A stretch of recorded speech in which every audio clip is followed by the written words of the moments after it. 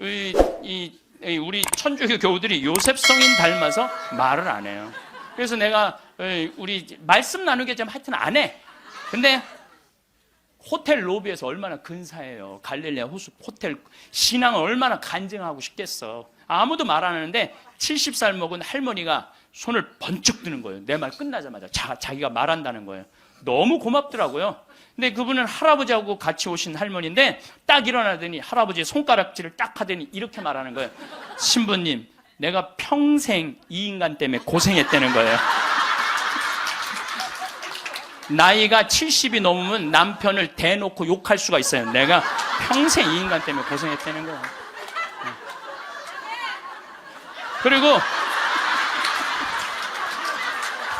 그리고 자기가 자식 셋 키웠는데 70이 됐는데 자기한테 자식들이 고맙다고 말 한마디 안 하고 남편이 그 잘난 반지 목걸이 한번 사준 적이 없다는 거예요. 속에서 우라통이 터지더래요. 내가 그렇게 고생을 해서 자식들을 키우고 남편 뒷바라지를 했는데 나의 고생을 알아주는 사람이 하나도 없더래. 갈비 먹고 싶을 때 와서 갈비 사주는 놈 한 놈도 없다는 거예요. 근데 어느 날 갑자기 내가 방송에서 나오더니 그러더래요. 늙어서 왜 갈비가 먹고 싶으면 자식이 사줘야 되냐. 그지근성을 버려라. 갈비가 먹고 싶으면 내 돈으로 내가 가서 사 먹으면 되지. 그 자식이 사줄 때까지 기다리느냐. 무슨 돈으로 집 잡혀서 사 먹어라. 맨날 자식한테 섭섭하다고 그러지 말고. 그 얘기를 듣는데 이 할머니가 망치로 한 대 맞았대요. 지금 70살 넘은 할머니 할아버지들 중에 갈비가 먹고 싶다고, 여보 우리 갈비 먹고 싶다, 오늘 가서 갈비 사 먹자. 그리고 둘이 갈비집 가서 10만 원이나 된 돈 내면서 갈비 사 먹을 사람들이 얼마나 돼요. 그저 자식이 한번 사줘야지 그냥 한번 먹고 오는 거지. 그 돈 무서워서 벌벌 떨잖아요. 그러니까 자기를 위한 일을 안 하는 거예요. 이제는 여러분들 자기를 위한 일을 해야 돼요. 자기를 위한 일을. 어쨌거나 하여튼 이제 나도 이제 사 먹어야 되겠다. 집 잡혀서 그런 생각을 하는데 평화신문에 황창현 신부와 함께 떠나는 도보 성주술 내가 딱 떴대. 그걸 보는 순간 이 할머니는 이거다 하고 이 할머니는 그냥 집을 팔았대. 그냥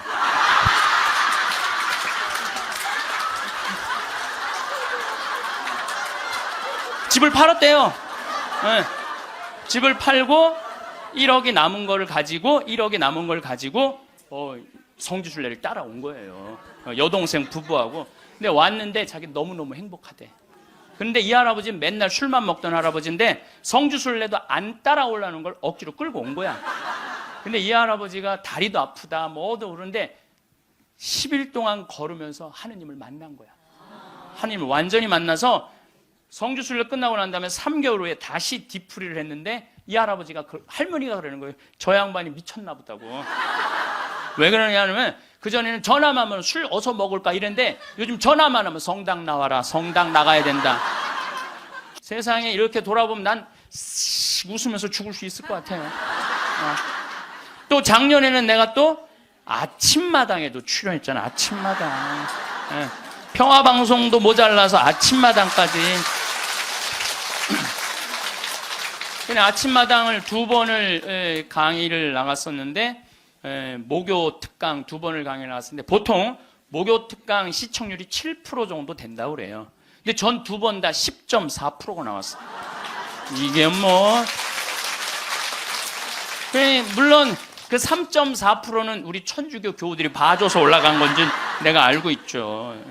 천주교 교우들이 봐줘서 올라간 거 알고 있는데 나는 그 목요 특강 하려고 그러면 새벽 4시에 집에서 나와야 돼요.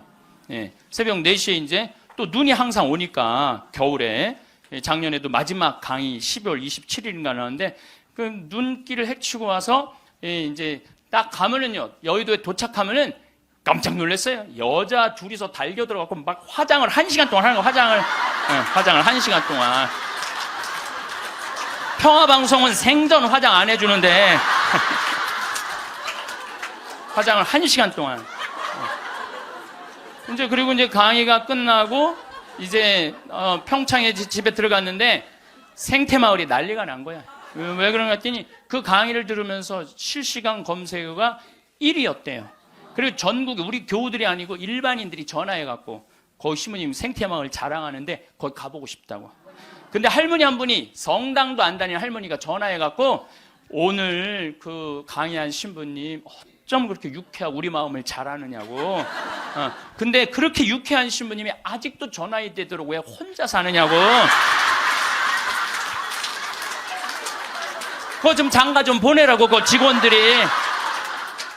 아니, 저를 염려해 주는 게 우리 천주교 교우들만 염려해 주는 게 아니라 성당 안 다니는 할머니도 염려해 주니 이게 얼마나 행복한 신부예요. 그래서 이게 죽을 때 웃으면서 죽을 수 있을 것 같아. 난 정말 행복했다. 제가 여러분들한테 지금 죽음 껴안기라는 주제로 강의를 하고 있습니다. 우리가 죽는 게 참 싫은 이유는 두려움 때문에 그렇습니다. 두려움. 막연한 두려움이 있어요. 죽고 난 다음엔 도대체 어떤 세상이 펼쳐질 것인가? 그런데 제가 말씀드렸듯이 죽고 난 다음에 우리는 천당에 가요. 네. 왜 천국에 가느냐면은 이 추운 날, 그 눈길을 마다 않고 여기 와서 이렇게 쪼그리고 앉아서 강의 듣겠다고 그러는 여러분들은 슬기로운 처녀들이에요.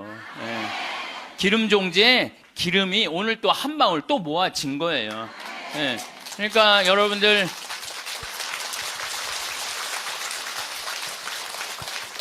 이제 죽는 거 싫어요? 좋아요?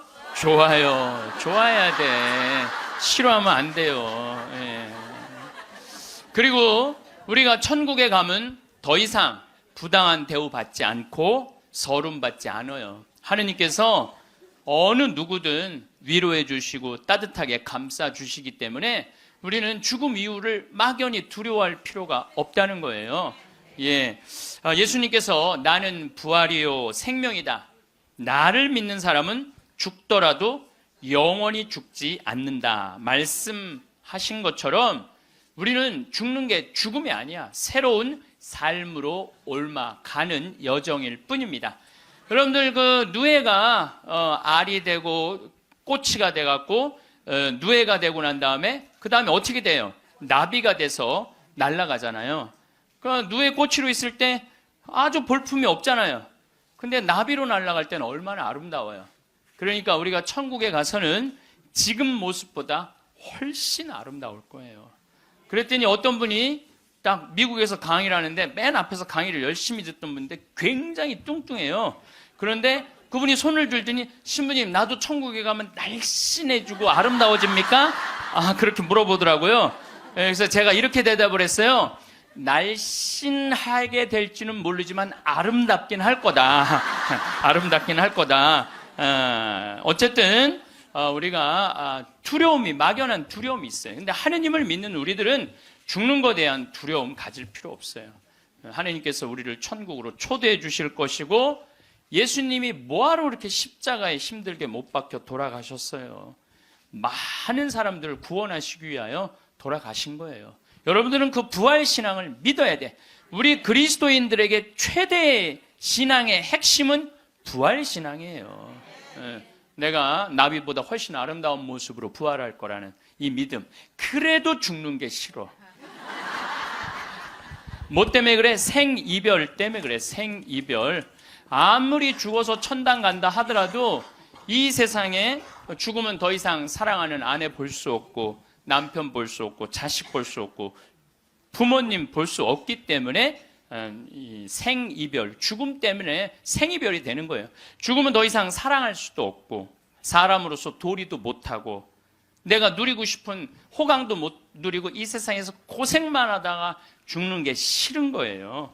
그래서 여기 계신 분들 중에 죽기 직전에 후회하지 말고 죽기 전에 내가 뭘 할 걸 그런 거 후회하지 말고 혹시 돈 100억 정도 있는 분들은 한 10억, 20억만 놔두고 80억은 쓰세요. 맛있는 것도 사 먹고 여행도 다니고 그러면 되지. 제가 요즘 바빠서 텔레비전은 거의 못 보지만은 BBC에서 아주 재미난 프로그램을 해요. 영국 BBC에서 백만장자가 자기 신분을 감추고 아주 힘들게 사는 동네에 들어가는 거예요. 그래서 거기서 정말 열심히 사는 사람을 찾아내는 거예요. 찾아내서 이 사람이 백만장자인데도 불구하고 자기도 가난한 것처럼 해서 그 사람이 정말 열심히 살고 성공할 수 있는 가능성이 있으면은 한 달, 두 달 같이 지내다가 마지막에 깜짝 선물을 해주는 거예요. 당신 내가 커피숍 차릴 수 있도록 가게를 내주겠다. 이런 프로그램이 있어요. 그러니까 이 백만장자가 하는 거야. 백만장자가. 여러분들은 못하죠. 여러분들 누굴 커피숍을 차려줘. 백만장자가 하는 건데, 제가 너무 감동적인 그 장면 하나는 그 무료 급식소를 봉사하는 사람이야. 그 무료 급식소를 운영하는 남자인데, 백만장자가 들어와서 같이 급식을 해주는 거예요. 근데 이 사람은 뭐 무료 급식소를 하니까 휴가도 한 번도 못 간 거야. 자기 있는 거 다 끌어다가 했는데 백만장자가 마지막에 난 당신한테 감동받았다. 내가 앞으로 당신 무료 급식을 계속 할 수 있도록 돈을 대주겠다. 근데 더 기가 막힌 거는 가만히 보니까 봉투를 하나 더 줘요. 더 주면서 가만히 보니까 당신 무료 급식소 하느냐고 휴가 한 번을 못 갔는데 이거는 당신 자신을 위한 휴가 비행 티켓이고 호텔 예약권이다. 자신을 위해서도 휴가를 한번 가라. 막 저 그걸 보는데 막 가슴이 막 먹먹하더라고요. 그러니까 돈 많은 사람이 좀 그렇게 살았으면 좋겠어. 돈 많은 사람이 그렇게 살았으면 좋은데 우리나라 부자들은 그런 멋이 없어요. 근데 영국 BBC에서 그걸 하니까 미국에서도 요즘은 해요. 그래서 이 백만장자들이 어려운 사람들을 가서 계속 깜짝깜짝 그러니까 사회가 건강해지는 거예요. 우리가 죽을 때 돈 가지고 가는 거 아닙니다. 죽을 때 가지고 가는 거 땅, 재산 이게 아니에요. 공술의 공수거예요. 빈손으로 왔다 빈손으로 가는 거예요. 가지고 가지도 못하고 쥐고 그냥 이거 쥐려고 인간성도 버리고 나쁜 짓이란 나쁜 짓 다 골라하면서 죽는 사람들 보면 참 제가 보기에는 참 가슴이 아파요. 유병원 씨 그렇게 돈을 많이 모아놨다가 결국 죽을 때 돈 갖고 갔어요? 한 푼도 못 갖고 갔어요. 어떻게 했어? 다 놔두고 갔어요. 마지막에 순천 쪽에서 도망 다닐 때 현찰이 8억 6천 우리나라 돈 8억 6천 있고 달러가 16만 달러 1억 6천이 있었대요. 근데 그거 손도 못 댔어요. 마지막에 그 집에서 도망 나갈 때 이 가방에 마지막에 있었던 건 수쿠알렌 몇 알 딱 갖고 떠난 거야. 수쿠알렌 몇 알. 여러분들 죽을 때 돈 갖고 떠나는 게 아니에요. 우리가 죽을 때 뭘 갖고 가느냐면은 추억 갖고 떠나는 거. 추억. 내가 이렇게 인생을 돌아봐서 야, 난 정말로 즐거웠어. 나 정말로 행복했어. 이런 추억이 있는 사람이 죽을 때 행복하게 죽을 수 있어요. 여러분들도 가만히 인생 돌아봐서 즐거웠던 추억이 하나도 없어. 고생만 슉샬나게 한 추억밖에 없어. 그렇다면 여러분들 인생 잘못 사는 거예요. 오늘 추억이 하나도 없는 분들은 추억을 만드세요. 프로그램을 짜세요. 그 백만장자가 그 무료급식 한다고 몇 년 동안 3년 동안 휴가도 한 번 안 간 사람한테 자신을 위해서도 시간을 내라고 남을 위해서 희생만 하지 말고 왜냐하면 사람이요 남을 위해서 너무 희생하다 보면 지쳐요. 저는 제 인생을 이렇게 돌아보면은 전 정말 행복한 사람 중에 하나예요. 저는 초등학교 때 토요일 일요일이 되면 아버지하고 전 수원 사람인데 매일 뒤에 광교산에 놀러를 갔어요. 광교산에 가서 가재 잡고 메뚜기 잡고 가을이면 도토리 줍고 밤 따고 감서리하고 그 다음에 도라지 캐고 더덕 캐고. 그러니까 초등학교 때 며칠 전에 성복동 성당이라는 곳에 강의를 갔는데 광교산 밑에 있더라고.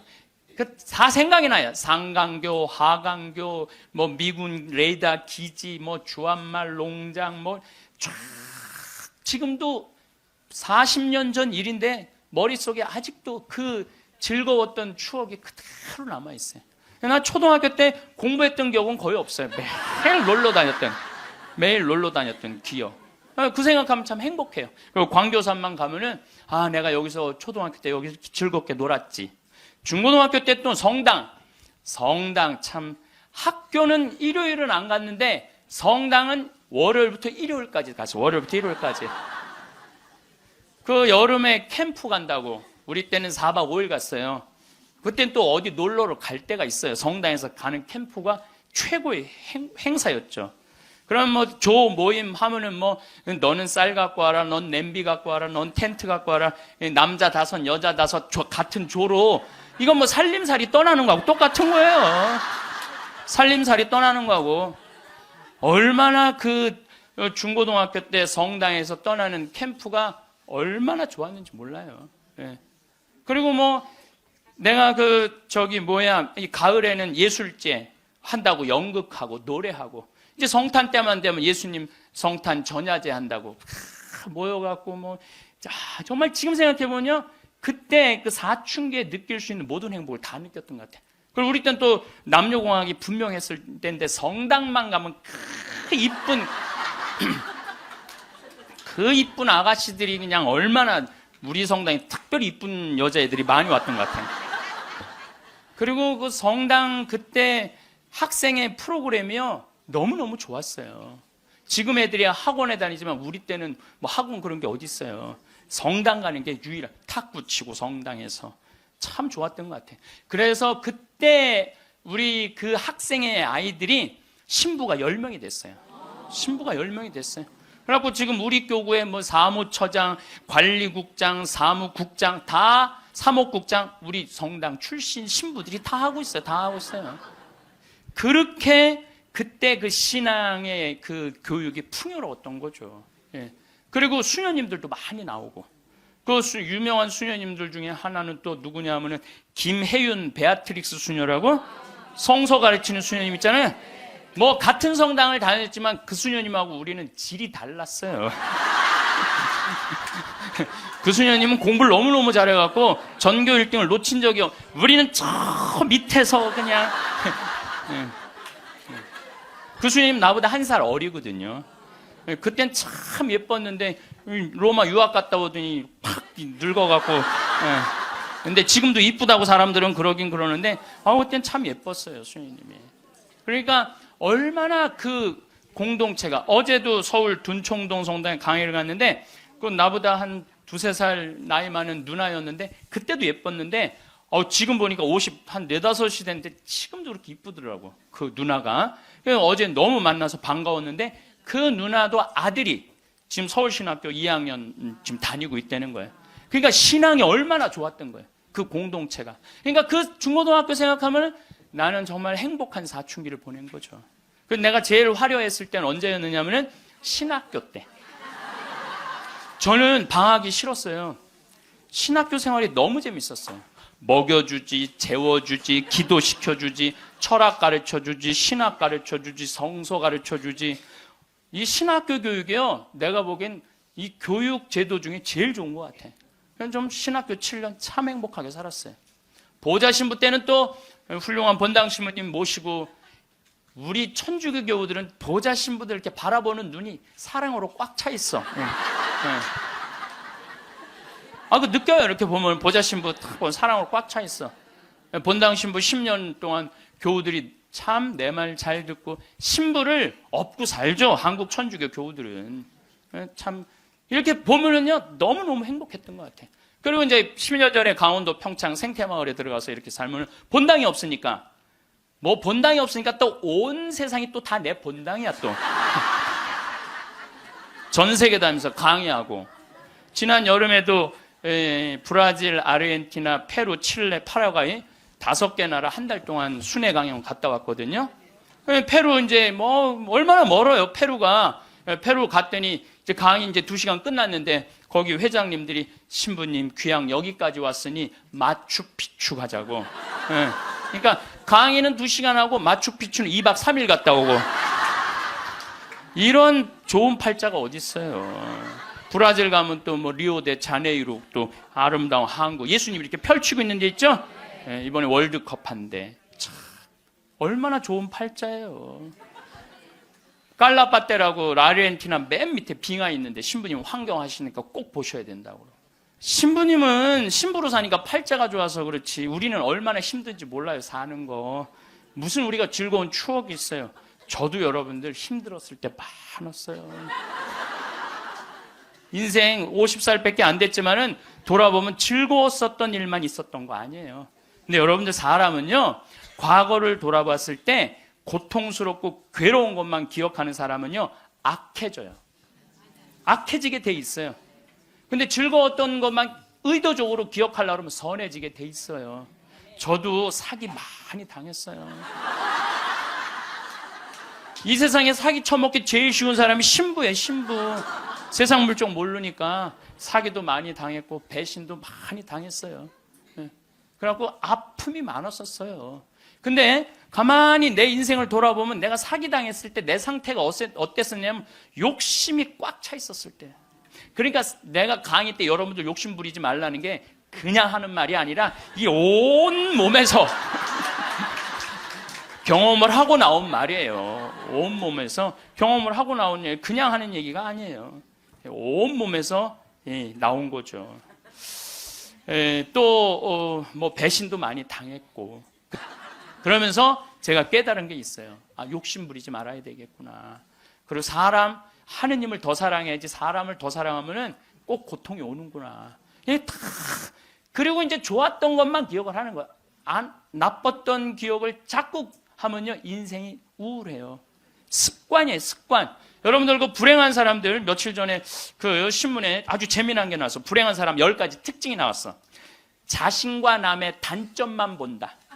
불행한 사람들은요, 자신과 남의 단점만 본대요. 그 다음에 두 번째, 변화시킬 수 없는 것에 대한 걱정을 한다. 그러니까 과거를 집착하는 거야. 과거에 내가 왜 그랬을까?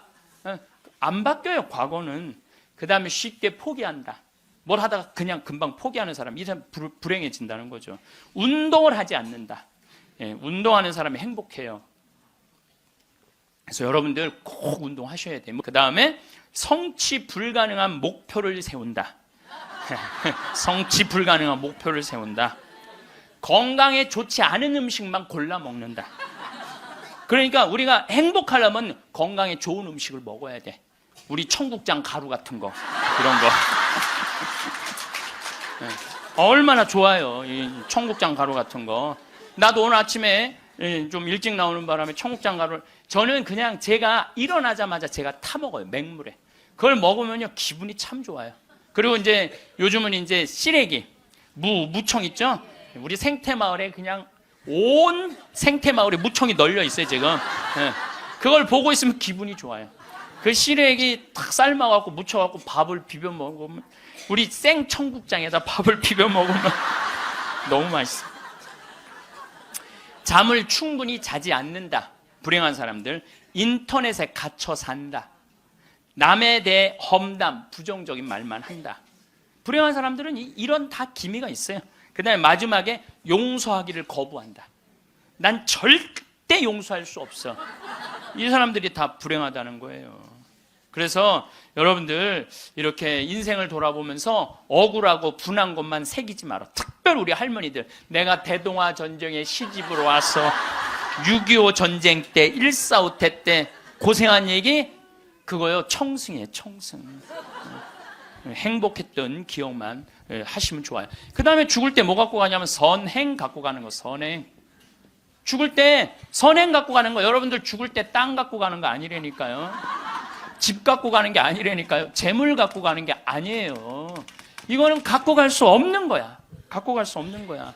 오늘도 전심 먹으면서 잠깐 대화를 했는데, 사람들을 보면요, 1000개를 가지고 있으면서 1개밖에 못 누리고 사는 사람이 있어요. 근데 100개를 가지고 99개를 누리고 사는 사람이 있어요. 그럼 여러분들 1000개 가진 사람은 이게 뭐 1000개 가지나 많아요. 이 사람이 죽을 때 그랬는데, 돈이 너무 많은 사람은 그걸 못 쓰고 죽어서 못 죽는데요. 돈이 너무 많은 사람들은. 그러니까 쓸 수 있을 때 열심히 쓰라는 거예요. 두 번째로는 선행이야. 마태복음 25장에 예수님이 이런 얘기를 합니다. 오른쪽에는 양, 왼쪽에는 염소를 갈라놓고 이런 얘기를 해요. 내 오른쪽에 있는 사람들한테, 내 아버지의 복을 받은 이들아, 와서 세상 창조 때부터 너희를 위하여 준비한 나라를 차지하여라. 너희는 내가 굶주렸을 때 먹을 것을 주었고, 내가 목말랐을 때 마실 것을 주었으며, 감옥에 갇혔을 때 찾아주었다. 그럼 의인들이 이렇게 말할 것이다. 주님, 저희가 언제 주님께서 굶주리신 것을 보고 먹을 것을 드렸고 목마르신 것을 보고 마실 것을 드렸습니까? 언제 주님께서 나그네 되신 것을 보고 따뜻히 맞아 드렸고 헐 벗으신 것을 보고 입을 것을 드렸습니까? 언제 주님께서 병드시거나 감옥에 계신 것을 보고 찾아가 배웠습니까? 그러면 임금이 대답할 것이다.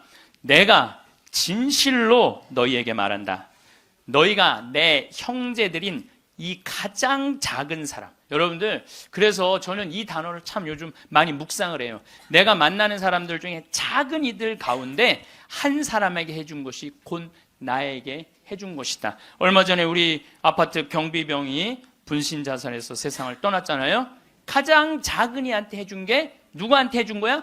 예수님. 이 지금 대한민국 사람들이 이 말씀을 새겨야 돼요. 돈 좀 벌었다고 작은 이들을 무시하는 이런 사회, 이게 왼편 염소 쪽으로 가는 거예요. 여러분들 오른편 양쪽으로 가려면 어떻게 해야 돼? 작은 이들 중에 목마르고 헐벗고 배고프고 감옥에 갇히고 나그네 된 사람한테 따뜻하게 대해야 되는 거예요. 록펠러라고 있어요. 미국 부자. 이 사람 죽었는데 얼마나 부자냐면 1850년도에 태어난 사람인데 55살에 전 세계의 90%를 줘요. 세계에서 최고로 부자였어요. 55살에 이 사람이 불치병을 딱 판정을 받아요. 1년밖에 못 산다고. 1년밖에 못 사니 전 세계 최고의 부자인데 55세 1년밖에 못 사니 얼마나 기가 막혀요. 병원에서 탁 나오는데 이렇게 보니까 병원 정가운데 뭐라고 써 있느냐면은 받는 자보다 주는 자가 행복하다. 그거를 봐요. 그거를 보고 막 가슴에 전율을 느껴요. 어떤 전율을 느끼냐면 자기는 돈이 그렇게 많은데도 준 적이 없는 거야.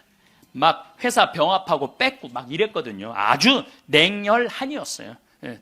완전히. 그래갖고 가만히 나는 그 많은 돈 중에 준 적이 없네. 준 적이 없네. 여러분들 마음, 가끔 이렇게 말하는 분들이 있어. 누가 나 좀 돈 좀 안 주나? 이 사람 불행한 거예요.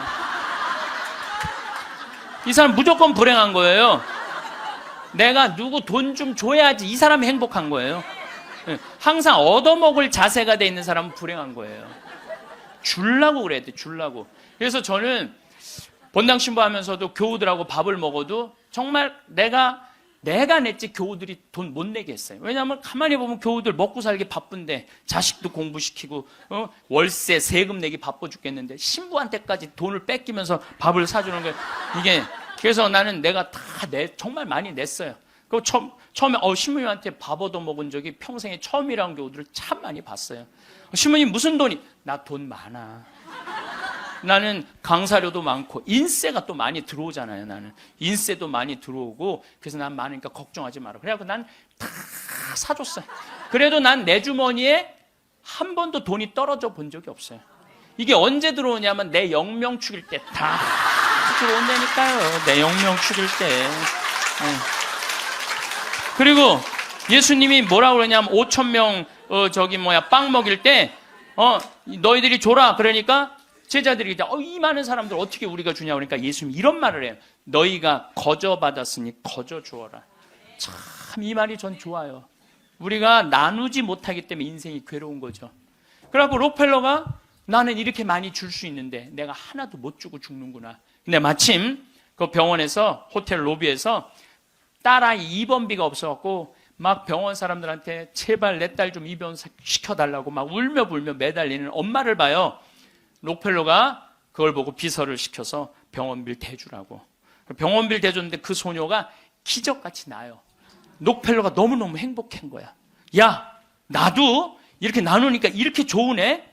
내가 남은 1년 동안 나눠야 되겠다. 그래서 막 시카고 대학도 세우고 병원 한 2,000개 세우고 도서관도 세우고 고아원도 세우고 그 남은 시간 동안 돈이 많으니까 엄청나게 나누기 시작을 했어요. 근데 그렇게 나누다 보니까 록펠러가 이 55세 죽는 데는 록펠러가 98까지 나누다 죽었어요. 98까지 나누다 죽었어요. 그러면서 죽으면서 록펠러가 이런 얘기를 해요. 어떤 얘기를 하느냐면 내가 쥐려고 그랬던 55년은 쫓기고 살았다는 거예요. 인생을. 사람이 가지려고 그럴 때는요 인생을 쫓기게 돼 있어요. 근데 내가 나누기 시작하면서부터는 내 삶은 기쁨 기쁨으로 가득 찼다고 그래요. 기쁨으로 가득. 그래서 여러분들 신부님 저는 주머니에 돈 한 푼도 돈이 부처님이 그랬잖아요. 나눠라 그러니까 저는 부처님 아무것도 가진 게 없습니다. 부처님이 뭐라 그래요? 왜 네가 가진 게 없냐? 네가 사람들하고 대화할 때 따뜻하게 웃어주는 것도 나누는 거다. 누가 사람이 얘기를 할 때 네가 자세를 낮추고 경청하는 것도 그것도 나누는 거다. 공손한 것도 나누는 거다. 여러분들 꼭 돈으로 나눠야 돼? 아니에요. 마음으로도 얼마든지 우리가 나눌 수가 있는 거예요. 저는 지난 월요일 날 너무너무 놀란 사건이 있었어요. 이게 참 신기해요. 성남에 사는 할머니, 할머니도 나이가 85, 할아버지는 90인데 나한테 40억을 들고 왔어요. 그래갖고 교구청에서 아주 서류를 다 해놨어. 법무사까지 다 와서 그래서 어저께 그러니까 월요일 날 40억을 기증을 받았어요. 할머니가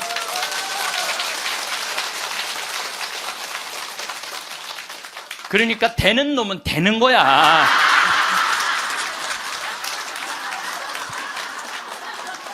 그래서 할머니한테 물어봤어요. 이 많은 돈을 왜 나한테 기증을 하느냐? 그랬더니 신부님 제가 강의를 듣는데 신부님이 잠비아에 농업대학을 세우고 싶다고 그런 게 있는데 대학을 세우는 건 또 내가 잠비아 농장 꾸미는 거하고는 또 다르잖아요. 근데 저 신부님이 지금 저렇게 열정적으로 일을 하는데 나는 이제 떠날 날이 얼마 남지 않았는데 근데 그래서 이제 신부님한테 기증을 하기로 했다고. 근데 할아버지가 더 멋있는 거야. 무엇이냐? 나한테 기증서 마지막 서류 등기 다 해갖고 왔어. 그래갖고 근데 지문이 안 나오는 거야. 나이가 많으시니까. 난 또 월요일날 처음 알았어요. 여러분들 좀 기증하려면 조금 젊었을 때 지문 나올 때 하세요. 지문 나올 때. 지문이 안 나오는데 한 10번을 하는데 10번 다 기쁘게 하시더라고요. 근데 할아버지가 이런 말씀을 하세요. 이제야 좀 마음이 홀가분하다고. 그러면서 할아버지가 이런 말씀을 하세요. 그 아프리카에 굶는 사람들을 보면 너무 가슴이 아픈데 그냥 빵을 주는 건 큰 의미가 없다는 거예요. 그 빵을 만들 수 있는 사람을 키워내는 일이 더 중요하다는 거예요. 그래서 이제 그걸 이제 받아서 이제 제가 이제 또 숙제가 하나 생겼죠. 근데 신부님 왜 그렇게 좋아하세요? 신부님 주머니에 한 푼도 안 들어가는데 왜냐하면은 우리 천주교가 그런 건 참 좋아요. 누가 기증을 받아도 내 이름으로 받을 수가 없어. 신부 이름으로. 그러니까 교구청 법인으로 받는 거야. 그러니까 내가 어떻게 해먹으려고 그래도 해먹을 수가 없어.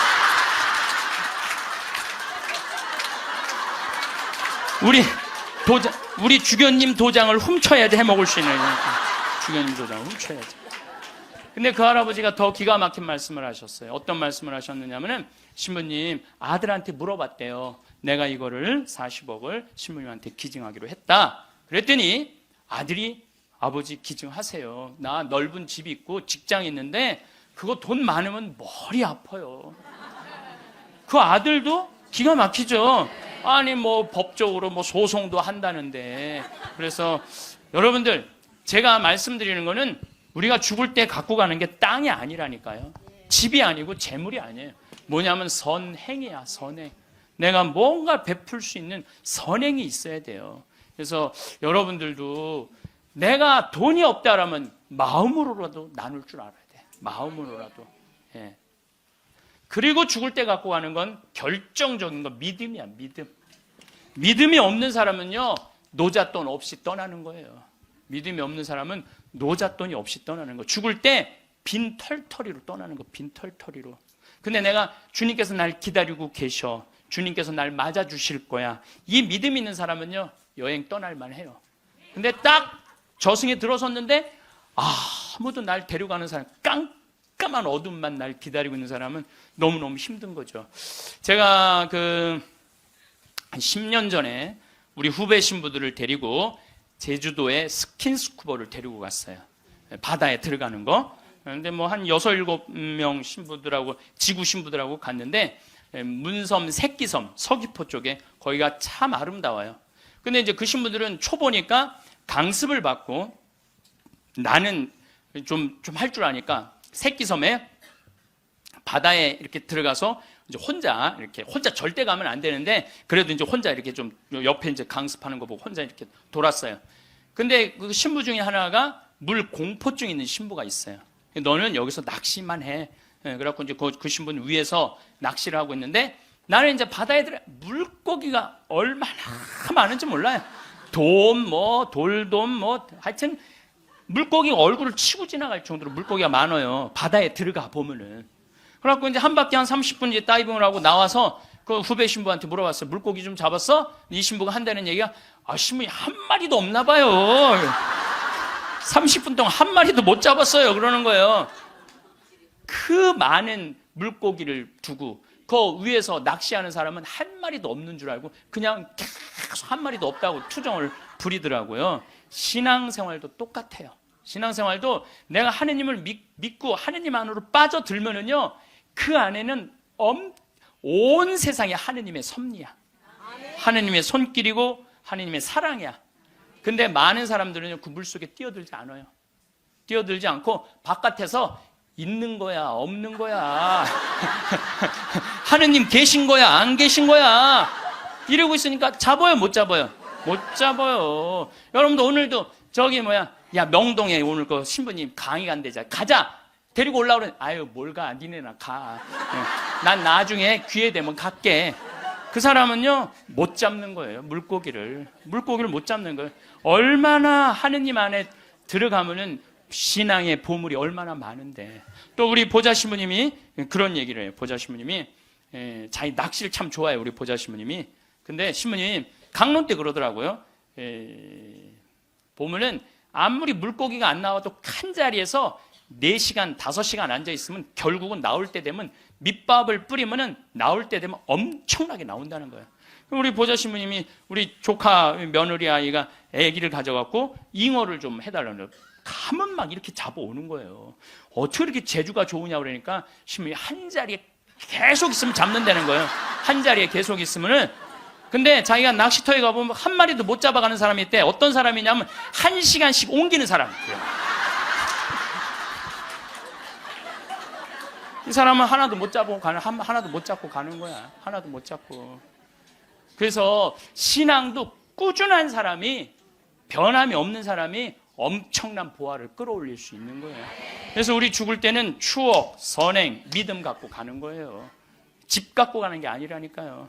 어쨌든 내가 지난 2월 달에 이제 성주순례 이제 가서, 이제 갈릴레아 호수를 도는데, 그 갈릴레아에서 3일을 머물었어요. 갈릴레아가 신앙의 유산이 너무 많아요. 5,000명 먹이신 빵의 기적도 갈릴레아 호수에서 했지. 산상 설교도 갈릴레아에서 했지. 풍랑 걸은 데도 갈릴레아지. 제자들하고 예수님하고 만난 데도 갈릴레아지. 얼마나 많아요. 그러니까 거긴 3일을 머물렀죠. 3일을 머무르고 이제 저녁에 이제 모여갖고 80명 순례자들한테 오늘 느낀 신앙의 감동을 나눔 얘기를 하자고 그랬어요. 근데 참 우리 천주교 신자들은 이상하죠. 말 그렇게 잘하다가도 말씀 나누게 하자 그러면 입을 다물어. 말씀 나누게 하자 그러면. 내가 아는 몇몇 연예인도 있으면 연예인들을 만나고 얘기를 하면 신앙이 너무너무 좋아요. 그런데 방송에만 나가면 절대 말 안 해. 신앙에 대해서. 신기해. 개신교 성도들은 간증하라고 그러면 그냥 뛰어나고 서로 하려고 그러는데 우리는 그냥 잘 놀다가도 자 지금부터 말씀 나누기 전에 내가 묵상을 했어요. 왜 우리 천주교 교우들이 이렇게 입이 무거운가. 내가 묵상을 했어요. 답을 찾아냈어요. 요셉 성인 닮아서 입이 무거운 거. 요셉 성인 닮아서. 요셉 성인이 참 입이 무거워요. 보면은 아니 장가를 가려고 딱 했는데 마리아가 애를 배 갖고 온 거야. 기가 막히잖아요. 나는 손도 잡은 적이 없는데 그럼 일반 사람이면 뭐라 그럴 거냐. 친구들한테 야 얘기 좀 하자. 야, 난 너무 고민이 있어. 아니 마리아가 결혼도 하기 전에 애를 배웠네. 이거 어떻게 하면 좋지? 분명히 이렇게 얘기했을 거예요. 근데 요셉 성인은 아무한테도 말하지 않고 혼자 파혼하기로 혼자만 마음속으로 생각을 해. 우리 천주교 교우들하고 똑같은 거예요. 12살 때 예수님 3일 동안 잃었다가 3일 만에 찾았어. 3일 동안 근데 나는 요셉 성인도 참 대단해요. 내 애도 아니고. 그렇잖아요. 내 애도 아니고. 마누라도 내 마누라도 아니야. 사실은 그렇잖아요. 그런데 그 아이하고 그 엄마를 12년 동안 책임졌다는 건요, 보통 사람 아니면 못해요. 참 우직한 분이죠. 근데 3일 만에 잃어버렸는데 얼마나 애가 타게 찾았겠어요. 찾고 난 다음에 성모님이, 얘야, 네 아버지와 내가 너를 얼마나 찾았는지 모른다. 나는 이 말도 참 묵상을 많이 하는 말 중에 하나예요. 성모님도 시집을 막상 오긴 왔는데 뱃속에 아기가 이씨 들어왔으니 얼마나 미안해요. 그러니까 항상 요셉성인한테 미안한 마음이 있었던 것 같아. 그래서 여러분들 3일 만에 잃었던 애를 찾았어. 그럼 여러분들 뭐라 할까? 이놈의 새끼 내가 너 얼마나 찾았는지 알아? 분명히 이랬을 거야. 근데 성모님은 자기를 먼저 내세우지 않았어요. 자기 아이임에도 불구하고 얘야, 네 아버지와 내 남편을 인정해 준 거죠. 남편을 존중해 준 거죠. 네 아버지와 내가 너를 얼마나 찾았는지 모른다. 그런데도 요셉 성인은 아무 말도 안 해. 한마디도 안 해. 찾았으면 됐지 뭐 이거죠. 한마디도 안 해요. 내가 이번에 성주순례 가서도 너무 많은 걸 느꼈는데, 그 대학생이야. 대학생이 엄마 아빠를 따라온 거야. 인천공항이 딱 나를 바라보는 눈빛이 흰 눈동자 95% 까만 눈동자. 너 때문에 내가 여기 따라왔다. 근데 이 친구가 성주순례를 하루를 걷더니 이틀을 걷더니 눈빛이 바뀌는 거예요. 그러면서 마지막엔 이 친구가 이런 말을 하더라고요. 신부님, 저는 가슴이 지금 터질 것 같이 행복하다는 거예요. 살아계신 예수님을 만나서, 살아계신 예수님을 만나서 가슴이 터질 것 같이 행복하다는 거예요. 그리고 그 친구는 엄마 아빠가 길을 잃고 헤매, 공부 굉장히 잘하는 아이였어요. 근데 지금 의대 공부를 한대요. 내가 아프리카에 좀 가서 봉사 좀 하자 그랬더니, 그러니까 길을 찾은 거지. 그러니까 여러분들 제발 좀 죽기 전에 가지 말고 언제 가? 지금 가세요. 지금. 지금 가세요. 사람에게 휘둘리지 않고 현명하게 세상을 사는 방법은 무엇일까요? 어떤 사람들과 인간관계를 형성하고 있는지에 따라 삶의 행복도가 달라집니다. 불편하고 불필요한 인간관계는 억지로 끌어안고 있지 말아야 합니다. 이쯤 살고 보니 어떤 사람들을 내 주변에 두지 말아야 하는지가 조금은 보입니다. 특히 호의를 권리로 아는 사람들은 상대방의 배려심을 악의적으로 이용하면서 하나를 받으면 둘을 바라고 9을 받으면 10을 바랍니다. 상대방의 호의에 감사할 줄 모르고 바라기만 하는 전형적인 나쁜 사람들입니다. 인간은 혼자서는 아무것도 할 수 없는 존재입니다. 즉, 모든 것은 관계에서 시작되는 법입니다. 그러나 나보다 나을 것이 없고 내게 알맞은 벗이 없을 땐 차라리 혼자 선한 생활을 하는 편이 낫습니다. 그 사람이 설령 가족이라도 오래된 친구라도 관계를 정리해야 될 수도 있습니다. 오늘의 지혜는 나에게 악영향을 미치는 사람을 알아보는 방법입니다. 영상을 끝까지 시청하셔서 여러분은 어리석은 사람의 길동무가 되지 않으시길 바랍니다. 첫 번째, 지갑을 안 들고 다니는 사람은 피하라. 인간관계에서는 여러 사람이 있지만 만났을 때 처음 내뱉는 말이 돈 없어라고 말하는 사람들이 있다. 만약 정말 형편이 좋지 않다면 그런 것은 얼마든지 이해할 수 있다. 하지만 그들을 살펴보면 평소 자기가 하고 싶은 것들은 모두 누리고 삶을 즐기면서도 유독 사람을 만날 때만 되면 돈이 없다 말하고 밥을 얻어먹거나 무언가 부탁을 한다면 그 인간관계는 오래 갈 수 없으니 일찌감치 정리하는 것이 이롭다.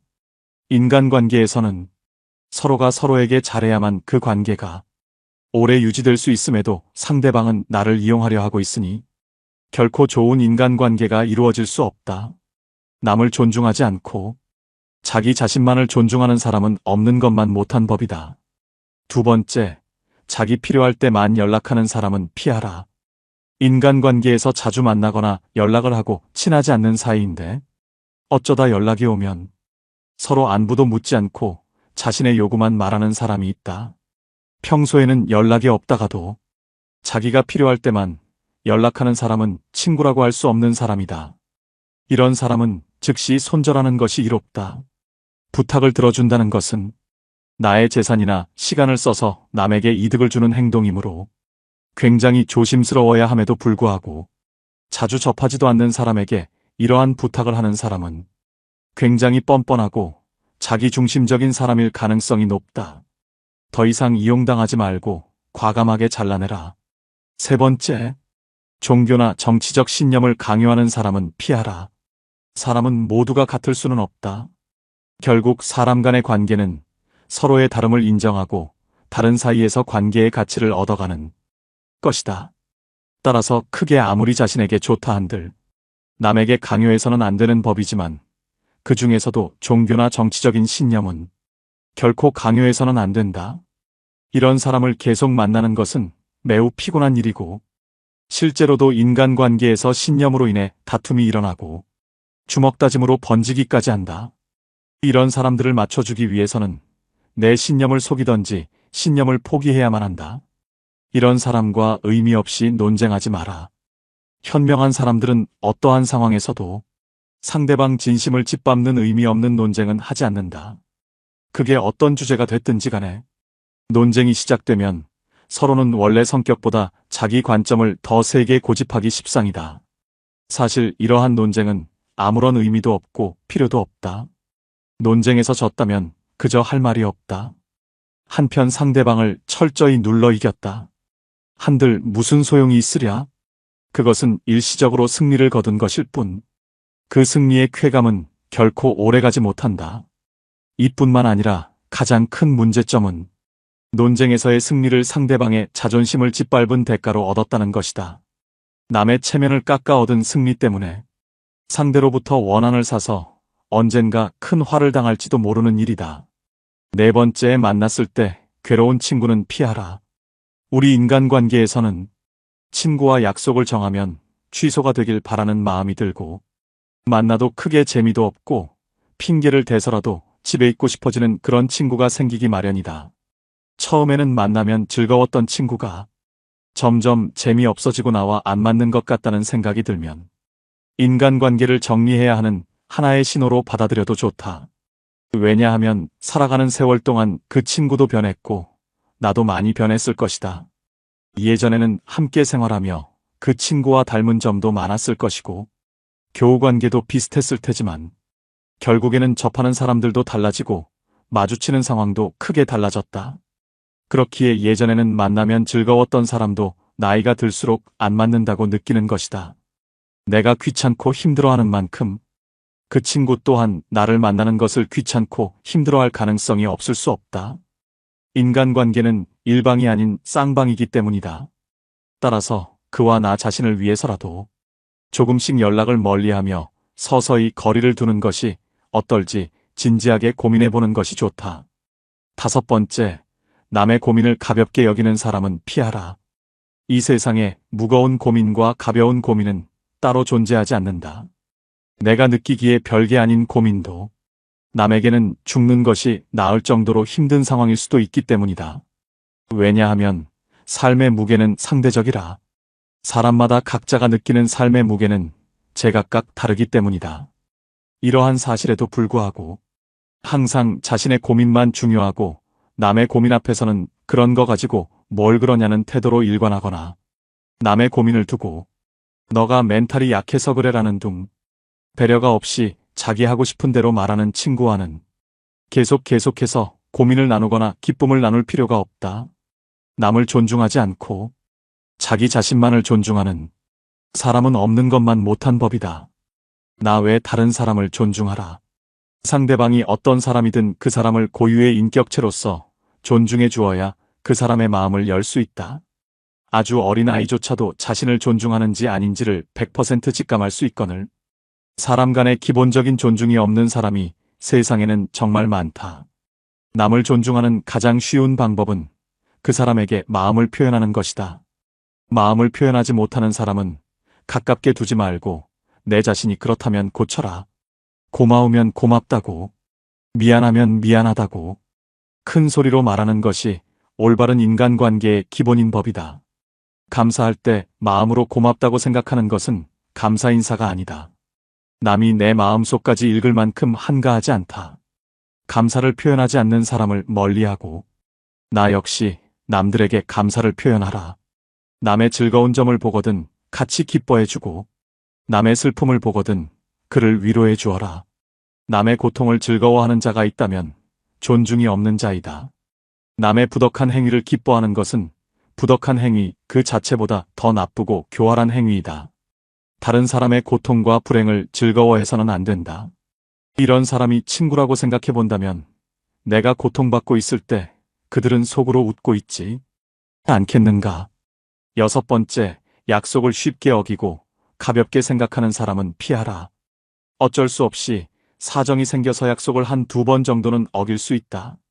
하지만 사정이 있더라도 미안해해야 하는 것이 인간의 도리이고 반복되지 않도록 주의해야 하는 것이 인간관계에서의 예의임에도 불구하고 약속을 어기는 것은 물론이거니와 약속을 했다는 사실조차 잊어버리고 상습적으로 약속을 어기는 사람이 있다면 그런 인간관계는 하루빨리 정리하라.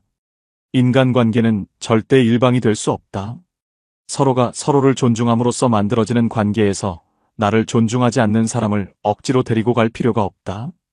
당신은 존중받을 권리가 있는 사람임을 결코 잊지 마라. 7번째, 자신의 푸념만 계속하는 사람은 피하라. 예나 지금이나 우울하지 않은 사람은 드물다. 모두가 우울할 때가 있고 그 우울함을 위로받고 싶어 한다. 하지만 이러한 푸념도 그 상황에 맞게 해야 하는 것이지. 상황에 맞지 않는 푸념은 다른 사람에 대한 배려가 없는 사람이다. 나는 상대방과 즐거운 시간을 보내고 싶은데 상대방이 매번 자신의 우울한 점만을 계속해서 말하는 것은 나에 대한 배려는 온데간데 없고 그저 자신의 나쁜 감정을 버리기 위한 쓰레기통으로 생각하는 것이다. 상대방이 나에게 버린 나쁜 감정을 받아들이면 감정 쓰레기통이 되는 법이다. 그저 안 받으면 그만이니 그 사람과의 관계를 재설정하는 것을 진지하게 고민해 보아라. 이렇게 자신의 슬픈 감정만을 버리는 친구는 멀리하고 잘 들어주는 친구를 가까이 하라. 자연은 우리에게 2개의 귀와 2개의 눈을 주었고 혀는 오직 하나만을 허락하였다. 이것은 왜일까 생각해보면 분명 말하기보다는 듣고 보기를 더 많이 하라는 하늘의 뜻일 것이다. 말을 제일 잘하는 사람은 논리적으로 말하는 사람이 아니라 남의 말을 잘 들어주는 사람임을 명심하라. 슬픔은 공유해서 좋을 것이 별 없다. 슬픔은 내 주변 사람 모두를 부정적인 감정으로 물들게 한다. 나의 슬픔을 위로해주지 않는다고 그 사람을 비난하지 마라. 타인 혹은 세상에 절대로 많은 것을 기대해서는 안 된다. 그저 무시하면 그만이다. 8번째, 자주 다투고 편가르게 하는 사람은 피하라. 주변을 보면 다툼이 끊이질 않는 사람들이 있다. 이런 사람들의 특징은 굳이 싸우지 않고 넘어갈 부분임에도 그냥 넘어가는 경우가 없다. 또한 같은 인간관계에 속해 있는 다른 사람과 다툰 후에 자신의 편을 들어주기를 강요하여 다른 사람을 곤란하게 만든다. 인생을 살아가는 데 있어서 우리가 만날 수 있는 사람의 수는 지극히 한정돼 있다. 사람 하나하나가 소중함에도 불구하고 이렇게 자주 다투고 편가르는 친구를 만난다면 인간관계 전체를 망치게 된다. 싸움은 결코 인간에게 도움되는 행위가 아니다. 싸움은 졸렬한 자기 주장에 불과한 행위로 현명한 사람은 결코 감정적으로 남과 싸우지 않는다. 자주 다투는 사람을 살펴보면 자신의 감정을 절제하지 못하고 항상 남과의 논쟁을 하기 바쁘다. 이런 사람들은 자신의 잘못을 좀처럼 인정하지 않는다. 만약 내가 자주 다투는 사람 같다면 스스로를 돌아보아야 한다. 나에게 무슨 잘못이 있는 건 아닌지, 설령 나에게 잘못이 없다고 해도 무엇인가를 찾으려 노력해야 한다. 싸움이라는 것은 혼자 하는 것이 아닌 사람과 사람이 하는 것이기에 일방의 잘못만으로 시작되지는 않기 때문이다. 또 이런 사람들의 특징은 굉장히 오만한 성격을 갖고 있다는 것이다. 자기가 옳다고 생각하고 편을 들어달라 하는 사람은 스스로를 과대평가하는 오만한 사람이다. 자기 의견을 다른 사람에게 강요하는 것은 옳은 사람이 아닌 그저 억지 부리는 사람일 뿐이다. 이런 사람들은 본인이 옳다고 생각하는 견해나 자신의 가치관을 남에게 강요한다. 하지만 강요받는 쪽도 자신의 의견이 있고 옳다고 생각하는 것이 있는 법이다. 다른 사람의 의견을 무시하고 자기 의견이나 방법을 남에게 강요하는 사람은 자신의 우월성을 과시하고 싶거나 자신의 불안감을 없애려는 욕망을 가졌을 가능성이 있다. 이런 사람들의 특징은 왜 저런 착각을 할까? 혀를 내두를 정도로 본인의 능력이나 외모를 실제보다 높이 평가하는 경향이 있다. 특히 불안이나 공포로부터 스스로를 지키기 위해 자신을 과대평가하는 사람은 자기애가 상처 입지 않도록 자신을 지키는 벽을 치는데, 그로 인해 눈앞의 현실을 직시하지 못하고 현실적인 판단도 할 어쩔 수 없게 되는 법이다. 9번째, 과도하게 차기 자랑하는 사람은 피하라. 마치 자신의 우위를 과시하는 것처럼 다른 사람을 얕보고 만나면 자기 자랑만 늘어놓는 사람이 있다. 자랑거리는 자신의 입에서 나오면 오만한 사람이 될 뿐이다. 자랑 중에서도 가장 쓸데없는 자랑은 자신의 잘나갔던 과거를 자랑하는 것이다. 옛날 이야기밖에 가진 것이 없을 때 사람은 처량해지는 법이다. 행복하고 가치 있는 삶을 사는 지혜는 지금 가지고 있는 것을 즐기는 것이다. 과거를 너무 많이 자랑하는 사람치고 지금의 삶이 행복한 사람을 본 적이 없고, 행복한 미래를 그리는 것 또한 본 적이 없다. 또한 그게 무엇이든지 너무 자랑하면 그 끝에는 반드시 무슨 말썽거리가 생긴다. 무심코 내뱉은 자랑이 뜻밖의 오해를 부르거나 상대방에게 질투의 대상이 되는 경우가 많다. 주고 말고 있는 지식을 아는 체하며 그저 시끄럽게 떠벌리는 사람들은 빈 깡통은 흔들어도 소리가 나지 않고 속이 가득 차도 소리가 나지 않는 법이다. 소리가 나는 깡통은 속에 무엇이 조금 들어있을 때다. 사람도 아무것도 모르는 사람이나 많이 아는 사람은 아무 말을 하지 않지만 무엇을 조금 아는 사람이 항상 시끄럽게 말을 많이 한다. 정원을 보면 그 집의 정원사를 알 수 있다. 인간은 모두 한평생을 살아가며 정원을 가꾸는 정원사와 같다. 정원에는 갖가지 수목이 우거지고 계절마다 어김없이 꽃을 피우는 꽃밭이 있다. 또 연못이나 냇물을 만들 수도 있다. 그리고 항상 나무나 잔디 같은 것을 관리해야 한다. 입으로 자기의 공적을 자랑하고 자신을 능력 있고 훌륭한 사람으로 보이게 하는 것은 결코 어렵지 않은 일이다. 그러나 정말로 인간의 가치를 증명하는 것은 실제로 쌓아 올린 성취밖에 없다. 정원은 실제로 쌓아놓은 성취이다. 지금 막 만들기 시작한 정원이라도 한 번만 보면 믿을 수 있는 정원사인지 아닌지 알 수 있다. 또한 나 자신의 겸손함을 유지하라. 물이란 본디산 정상에 머물지 않고 계곡을 따라 서서히 흘러가는 법이다. 이처럼 진정한 미덕은 다른 사람보다 높아지려고 하는 사람에게는 결코 머무르지 않으며 겸손하고 낮아지려는 사람에게만 머무는 법이다. 자화자찬하지 마라.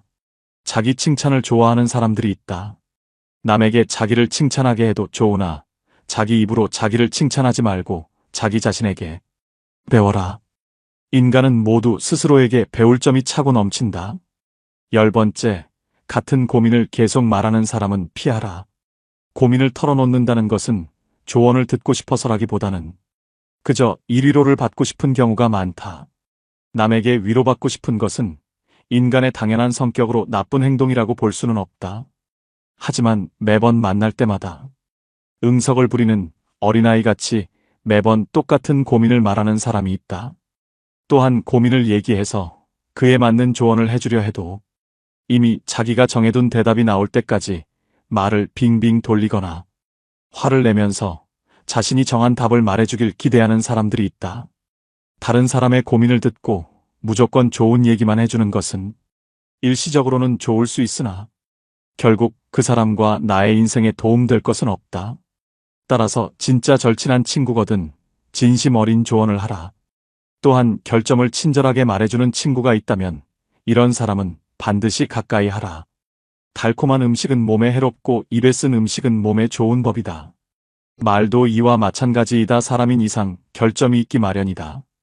이런 결점을 말해주지 않고 모든 언행을 칭찬해주는 자는 나의 발전에 도움이 되지 않는다.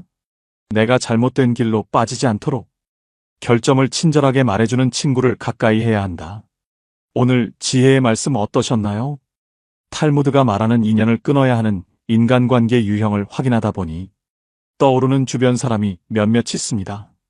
이 영상을 보시는 분들은 아마도 사람 관계에 있어 상처를 많이 받으셨던 분들이라고 생각됩니다. 저 역시도 상대를 좋아하는 마음에 계속해서 잘못을 용서해줬지만 이 진심이 전해지는 경우는 드물었습니다. 내가 이렇게 용서해주면 상대도 분명히 깨닫고 뭔가 변하겠지라고 여기겠지만 실제로 상대방에게는 만만하게 비춰지는 게 현실입니다. 정말 본인을 위한 선택이 무엇인지 잘 헤아려 보시고 과감하게 끊어야 될 인연이라면 미련 남기지 말고 놓으셨으면 좋겠습니다. 대신 주변에 좋은 사람들과 건강하고 의미 있는 관계를 다져 인간관계에 있어 만족스러운 삶을 살아가시길 소망합니다. 오늘 시작된 작은 변화가 결국은 인생을 바꿀 것입니다. 오늘의 지혜가 인생의 길잡이로서 통찰력을 깨닫는 삶의 지침이 되셨으면 좋겠습니다. 제가 여러분들한테 지금 죽음 껴안기라는 주제로 강의를 하고 있습니다. 우리가 죽는 게 참 싫은 이유는 두려움 때문에 그렇습니다. 두려움. 막연한 두려움이 있어요.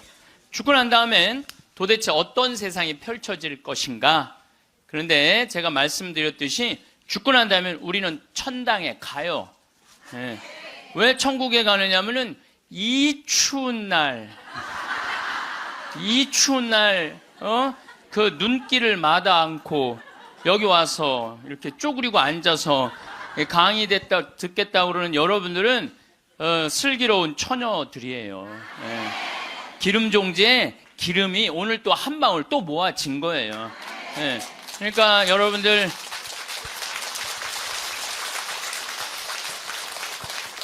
이제 죽는 거 싫어요? 좋아요?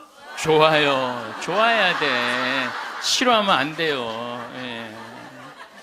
그리고 우리가 천국에 가면 더 이상 부당한 대우 받지 않고 서름 받지 않아요. 하느님께서 어느 누구든 위로해 주시고 따뜻하게 감싸 주시기 때문에 우리는 죽음 이후를 막연히 두려워할 필요가 없다는 거예요. 예. 예수님께서 나는 부활이요 생명이다. 나를 믿는 사람은 죽더라도 영원히 죽지 않는다. 말씀하신 것처럼 우리는 죽는 게 죽음이 아니야. 새로운 삶으로 옮아가는 여정일 뿐입니다. 여러분들 그 누에가 알이 되고 꼬치가 돼갖고 누에가 되고 난 다음에 그 다음에 어떻게 돼요? 나비가 돼서 날아가잖아요. 그 누에 꼬치로 있을 때 아주 볼품이 없잖아요. 근데 나비로 날아갈 때는 얼마나 아름다워요. 그러니까 우리가 천국에 가서는 지금 모습보다 훨씬 아름다울 거예요. 그랬더니 어떤 분이 딱 미국에서 강의를 하는데 맨 앞에서 강의를 열심히 듣던 분인데 굉장히 뚱뚱해요. 그런데 그분이 손을 들더니 신부님 나도 천국에 가면 날씬해지고 아름다워집니까? 그렇게 물어보더라고요. 그래서 제가 이렇게 대답을 했어요. 날씬하게 될지는 모르지만 아름답긴 할 거다. 아름답긴 할 거다. 어쨌든 우리가 두려움이 막연한 두려움이 있어요. 근데 하느님을 믿는 우리들은 죽는 것에 대한 두려움 가질 필요 없어요. 하느님께서 우리를 천국으로 초대해 주실 것이고 예수님이 뭐하러 그렇게 십자가에 힘들게 못 박혀 돌아가셨어요. 많은 사람들을 구원하시기 위하여 돌아가신 거예요. 여러분들은 그 부활 신앙을 믿어야 돼. 우리 그리스도인들에게 최대의 신앙의 핵심은 부활 신앙이에요. 내가 나비보다 훨씬 아름다운 모습으로 부활할 거라는 이 믿음. 그래도 죽는 게 싫어. 뭐 때문에 그래? 생이별 때문에 그래. 생이별. 아무리 죽어서 천당 간다 하더라도 이 세상에 죽으면 더 이상 사랑하는 아내 볼 수 없고 남편 볼 수 없고 자식 볼 수 없고 부모님 볼 수 없기 때문에 이 생이별, 죽음 때문에 생이별이 되는 거예요. 죽으면 더 이상 사랑할 수도 없고 사람으로서 도리도 못하고 내가 누리고 싶은 호강도 못 누리고 이 세상에서 고생만 하다가 죽는 게 싫은 거예요. 그래서 여기 계신 분들 중에 죽기 직전에 후회하지 말고 죽기 전에 내가 뭘 할 걸 그런 거 후회하지 말고 혹시 돈 100억 정도 있는 분들은 한 10억, 20억만 놔두고 80억은 쓰세요. 맛있는 것도 사 먹고 여행도 다니고 그러면 되지. 제가 요즘 바빠서 텔레비전은 거의 못 보지만은 BBC에서 아주 재미난 프로그램을 해요. 영국 BBC에서 백만장자가 자기 신분을 감추고 아주 힘들게 사는 동네에 들어가는 거예요. 그래서 거기서 정말 열심히 사는 사람을 찾아내는 거예요. 찾아내서 이 사람이 백만장자인데도 불구하고 자기도 가난한 것처럼 해서 그 사람이 정말 열심히 살고 성공할 수 있는 가능성이 있으면은 한 달, 두 달 같이 지내다가 마지막에 깜짝 선물을 해주는 거예요. 당신 내가 커피숍 차릴 수 있도록 가게를 내주겠다. 이런 프로그램이 있어요. 그러니까 이 백만장자가 하는 거야. 백만장자가. 여러분들은 못하죠. 여러분들 누굴 커피숍을 차려줘. 백만장자가 하는 건데 제가 너무 감동적인 그 장면 하나는 그 무료 급식소를 봉사하는 사람이야. 그 무료 급식소를 운영하는 남자인데 백만장자가 들어와서 같이 급식을 해주는 거예요. 근데 이 사람은 뭐 무료 급식소를 하니까 휴가도 한 번도 못 간 거야. 자기 있는 거 다 끌어다가 했는데 백만장자가 마지막에 난 당신한테 감동받았다. 내가 앞으로 당신 무료 급식을 계속 할 수 있도록 돈을 대주겠다. 근데 더 기가 막힌 거는 가만히 보니까 봉투를 하나 더 줘요. 더 주면서 가만히 보니까 당신 무료 급식소 하느냐고 휴가 한 번을 못 갔는데 이거는 당신 자신을 위한 휴가 비행 티켓이고 호텔 예약권이다. 자신을 위해서도 휴가를 한번 가라. 막 저 그걸 보는데 막 가슴이 막 먹먹하더라고요. 그러니까 돈 많은 사람이 좀 그렇게 살았으면 좋겠어. 돈 많은 사람이 그렇게 살았으면 좋은데 우리나라 부자들은 그런 멋이 없어요. 근데 영국 BBC에서 그걸 하니까 미국에서도 요즘은 해요. 그래서 이 백만장자들이 어려운 사람들을 가서 계속 깜짝깜짝 그러니까 사회가 건강해지는 거예요. 우리가 죽을 때 돈 가지고 가는 거 아닙니다. 죽을 때 가지고 가는 거 땅, 재산 이게 아니에요. 공술의 공수거예요. 빈손으로 왔다 빈손으로 가는 거예요.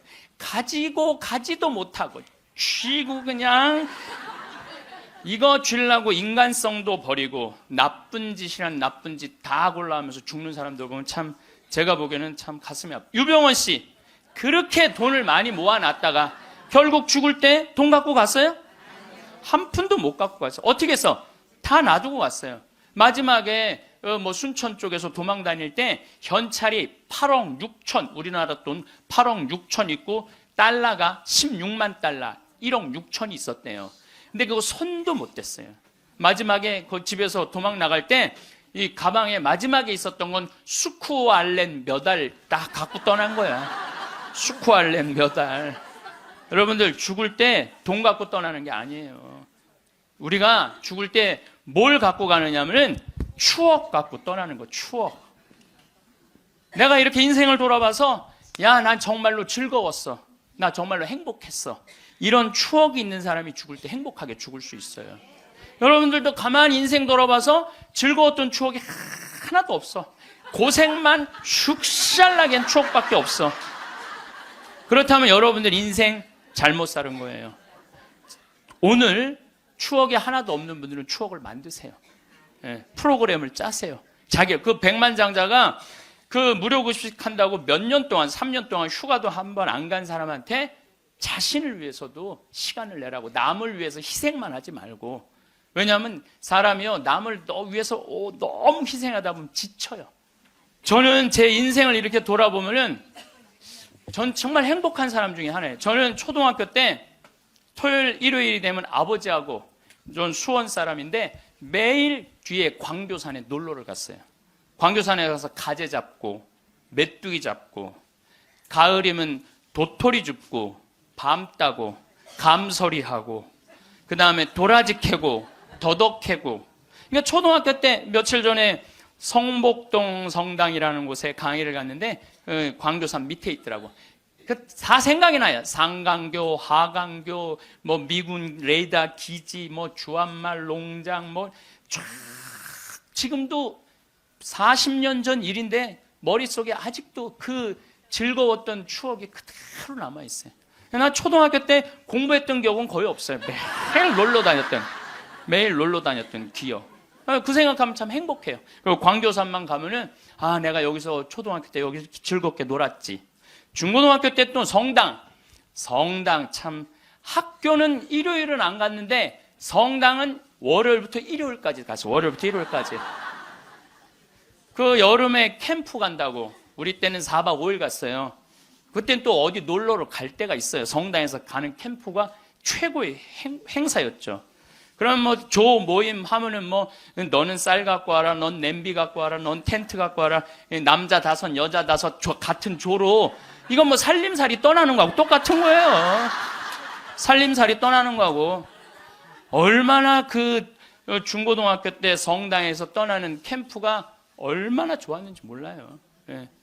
그리고 뭐 내가 이 가을에는 예술제 한다고 연극하고 노래하고 이제 성탄 때만 되면 예수님 성탄 전야제 한다고 모여갖고 뭐 정말 지금 생각해보면 그때 그 사춘기에 느낄 수 있는 모든 행복을 다 느꼈던 것 같아. 그리고 우리 때는 또 남녀공학이 분명했을 때인데 성당만 가면 그 이쁜 아가씨들이 그냥 얼마나 우리 성당에 특별히 이쁜 여자애들이 많이 왔던 것 같아요. 그리고 그 성당 그때 학생의 프로그램이요 너무너무 좋았어요. 지금 애들이 학원에 다니지만 우리 때는 뭐 학원 그런 게 어디 있어요. 성당 가는 게 유일한 탁구 치고 성당에서 참 좋았던 것 같아요. 그래서 그때 우리 그 학생의 아이들이 신부가 10명이 됐어요. 신부가 10명이 됐어요. 그래갖고 지금 우리 교구에 뭐 사무처장, 관리국장, 사무국장 다 사목국장 우리 성당 출신 신부들이 다 하고 있어요. 다 하고 있어요. 그렇게 그때 그 신앙의 그 교육이 풍요로웠던 거죠. 예. 그리고 수녀님들도 많이 나오고 그 유명한 수녀님들 중에 하나는 또 누구냐면은 김혜윤 베아트릭스 수녀라고 성서 가르치는 수녀님 있잖아요. 뭐 같은 성당을 다녔지만 그 수녀님하고 우리는 질이 달랐어요. 그 수녀님은 공부를 너무너무 잘해갖고 전교 1등을 놓친 적이 우리는 저 밑에서 그냥 그 수녀님 나보다 1살 어리거든요. 그땐 참 예뻤는데 로마 유학 갔다 오더니 팍 늙어갖고 근데 지금도 이쁘다고 사람들은 그러긴 그러는데 그땐 참 예뻤어요 수녀님이. 그러니까 얼마나 그 공동체가 어제도 서울 둔총동 성당에 강의를 갔는데 그 나보다 한 2-3살 나이 많은 누나였는데 그때도 예뻤는데 지금 보니까 50, 한 4, 5이 됐는데 지금도 그렇게 이쁘더라고 그 누나가. 그래서 어제 너무 만나서 반가웠는데 그 누나도 아들이 지금 서울신학교 2학년 지금 다니고 있다는 거예요. 그러니까 신앙이 얼마나 좋았던 거예요. 그 공동체가. 그러니까 그 중고등학교 생각하면 나는 정말 행복한 사춘기를 보낸 거죠. 그래서 내가 제일 화려했을 때는 언제였느냐면은 신학교 때. 저는 방학이 싫었어요. 신학교 생활이 너무 재밌었어요. 먹여주지, 재워주지, 기도시켜주지, 철학 가르쳐주지, 신학 가르쳐주지, 성서 가르쳐주지. 이 신학교 교육이요, 내가 보기엔 이 교육 제도 중에 제일 좋은 것 같아. 그냥 좀 신학교 7년 참 행복하게 살았어요. 보좌 신부 때는 또 훌륭한 본당 신부님 모시고 우리 천주교 교우들은 보좌 신부들 이렇게 바라보는 눈이 사랑으로 꽉 차 있어. 그 느껴요. 이렇게 보면 보좌 신부 딱 보면 사랑으로 꽉 차 있어. 본당 신부 10년 동안 교우들이 참 내 말 잘 듣고 신부를 업고 살죠. 한국 천주교 교우들은. 참 이렇게 보면은요 너무너무 행복했던 것 같아. 그리고 이제 10년 전에 강원도 평창 생태마을에 들어가서 이렇게 살면은 본당이 없으니까 뭐 본당이 없으니까 또 온 세상이 또 다 내 본당이야 또. 전 세계 다니면서 강의하고 지난 여름에도 브라질, 아르헨티나, 페루, 칠레, 파라과이 5개 나라 한 달 동안 순회 강연 갔다 왔거든요. 페루 이제 뭐 얼마나 멀어요 페루가.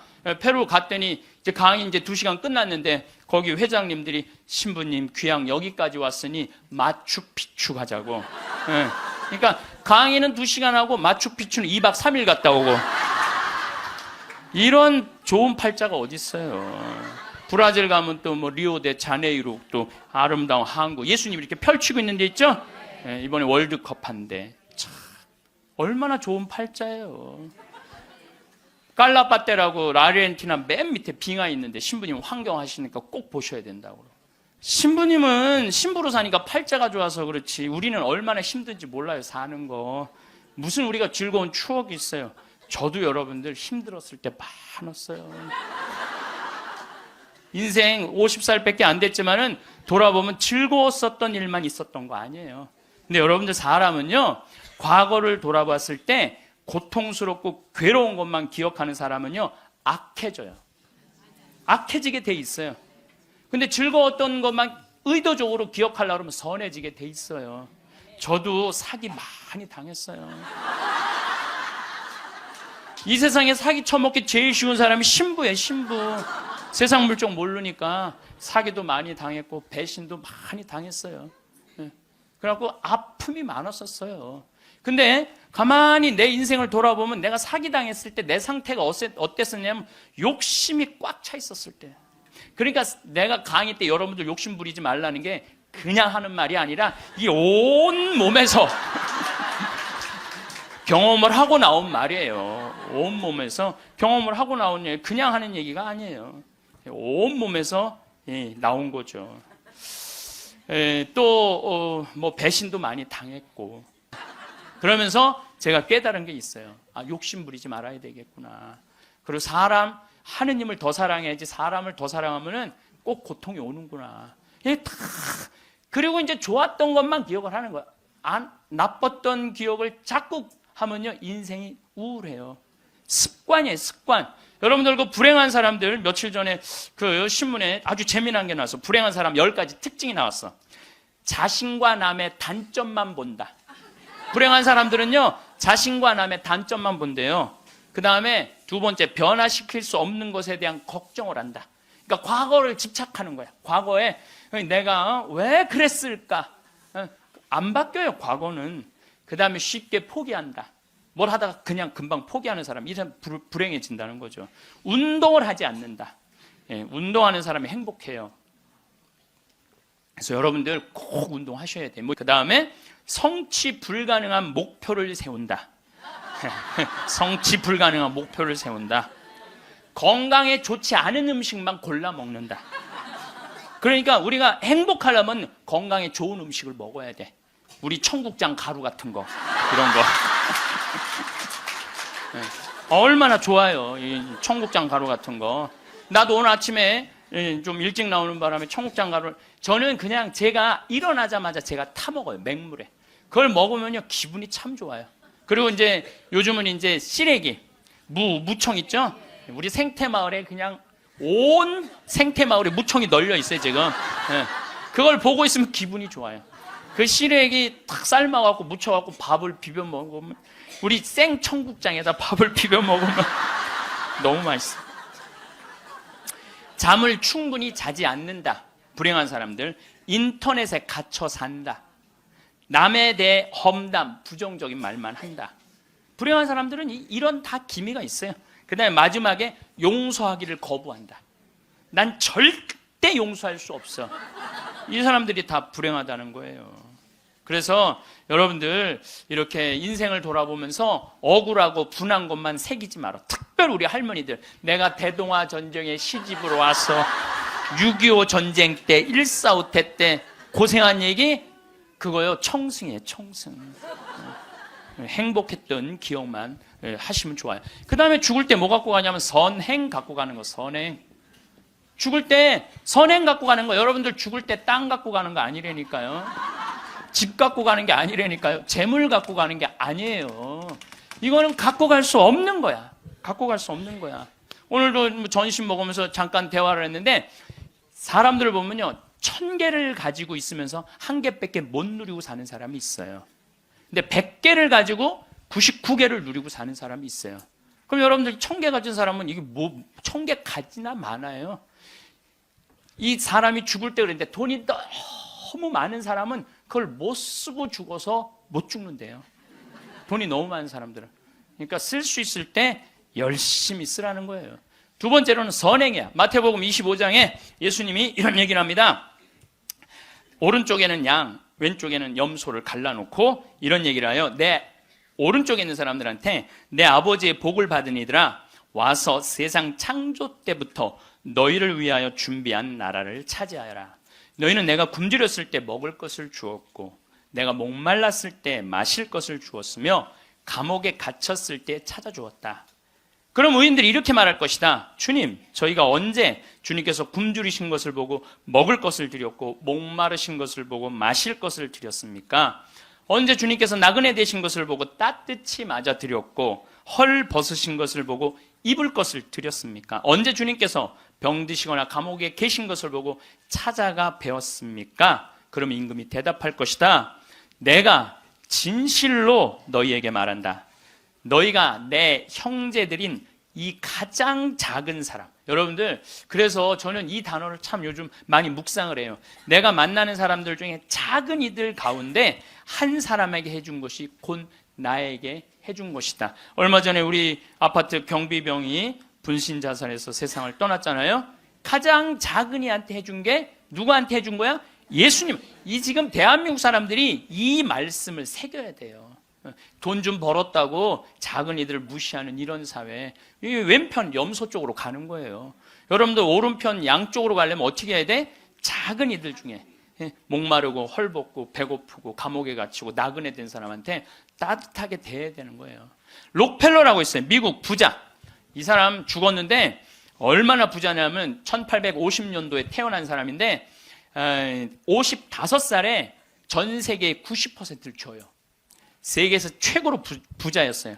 55살에 이 사람이 불치병을 딱 판정을 받아요. 1년밖에 못 산다고. 1년밖에 못 사니 전 세계 최고의 부자인데 55세 1년밖에 못 사니 얼마나 기가 막혀요. 병원에서 탁 나오는데 이렇게 보니까 병원 정가운데 뭐라고 써 있느냐면은 받는 자보다 주는 자가 행복하다. 그거를 봐요. 그거를 보고 막 가슴에 전율을 느껴요.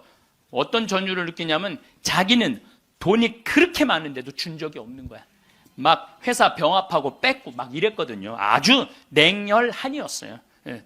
완전히. 그래갖고 가만히 나는 그 많은 돈 중에 준 적이 없네. 준 적이 없네. 여러분들 가끔 이렇게 말하는 분들이 있어. 누가 나 좀 돈 좀 안 주나? 이 사람 불행한 거예요. 이 사람 무조건 불행한 거예요. 내가 누구 돈 좀 줘야지 이 사람이 행복한 거예요. 항상 얻어먹을 자세가 돼 있는 사람은 불행한 거예요. 주려고 그래야 돼, 주려고. 그래서 저는 본당 신부하면서도 교우들하고 밥을 먹어도 정말 내가 냈지 교우들이 돈 못 내게 했어요. 왜냐하면 가만히 보면 교우들 먹고 살기 바쁜데 자식도 공부시키고 월세 세금 내기 바빠 죽겠는데 신부한테까지 돈을 뺏기면서 밥을 사주는 거예요. 이게 그래서 나는 내가 다 정말 많이 냈어요. 그 처음에 신부님한테 밥 얻어 먹은 적이 평생에 처음이라는 교우들을 참 많이 봤어요. 신부님 무슨 돈이? 나 돈 많아. 나는 강사료도 많고 인세가 또 많이 들어오잖아요. 나는 인세도 많이 들어오고 그래서 난 많으니까 걱정하지 마라. 그래갖고 난 다 사줬어요. 그래도 난 내 주머니에 한 번도 돈이 떨어져 본 적이 없어요. 이게 언제 들어오냐면 내 영명 죽일 때 다 들어온다니까요. 내 영명 죽일 때. 그리고 예수님이 뭐라고 그러냐면 5,000명 빵 먹일 때 너희들이 줘라. 그러니까 제자들이 이 많은 사람들 어떻게 우리가 주냐 그러니까 예수님이 이런 말을 해요. 너희가 거저 받았으니 거저 주어라. 참 이 말이 전 좋아요. 우리가 나누지 못하기 때문에 인생이 괴로운 거죠. 그래갖고 록펠러가 나는 이렇게 많이 줄 수 있는데 내가 하나도 못 주고 죽는구나. 근데 마침 그 병원에서 호텔 로비에서 딸아이 입원비가 없어갖고 막 병원 사람들한테 제발 내 딸 좀 입원 시켜달라고 막 울며 불며 매달리는 엄마를 봐요. 록펠러가 그걸 보고 비서를 시켜서 병원비를 대주라고. 병원비를 대줬는데 그 소녀가 기적같이 나요. 록펠러가 너무너무 행복한 거야. 야, 나도 이렇게 나누니까 이렇게 좋으네? 내가 남은 1년 동안 나눠야 되겠다. 그래서 막 시카고 대학도 세우고 병원 한 2,000개 세우고 도서관도 세우고 고아원도 세우고 그 남은 시간 동안 돈이 많으니까 엄청나게 나누기 시작을 했어요. 근데 그렇게 나누다 보니까 록펠러가 이 55세 죽는 데는 록펠러가 98까지 나누다 죽었어요. 98까지 나누다 죽었어요. 그러면서 죽으면서 록펠러가 이런 얘기를 해요. 어떤 얘기를 하느냐면 내가 쥐려고 그랬던 55년은 쫓기고 살았다는 거예요, 인생을. 사람이 가지려고 그럴 때는요, 인생을 쫓기게 돼 있어요. 근데 내가 나누기 시작하면서부터는 내 삶은 기쁨으로 가득 찼다고 그래요. 기쁨으로 가득. 그래서 여러분들, 신부님, 저는 주머니에 돈 한 푼도, 돈이, 부처님이 그랬잖아요. 나눠라. 그러니까 저는 부처님 아무것도 가진 게 없습니다. 그러니까 부처님이 뭐라 그래요? 왜 네가 가진 게 없냐? 네가 사람들하고 대화할 때 따뜻하게 웃어주는 것도 나누는 거다. 누가 사람이 얘기를 할 때 네가 자세를 낮추고 경청하는 것도 그것도 나누는 거다. 공손한 것도 나누는 거다. 여러분도 꼭 돈으로 나눠야 돼? 아니에요. 마음으로도 얼마든지 우리가 나눌 수가 있는 거예요. 저는 지난 월요일 날 너무너무 놀란 사건이 있었어요. 이게 참 신기해요. 성남에 사는 할머니, 할머니도 나이가 85, 할아버지는 90인데 나한테 40억을 들고 왔어요. 그래갖고 교구청에서 아주 서류를 다 해놨어. 법무사까지 다 와서 다. 그래서 어저께 그러니까 월요일 날 40억을 기증을 받았어요. 할머니가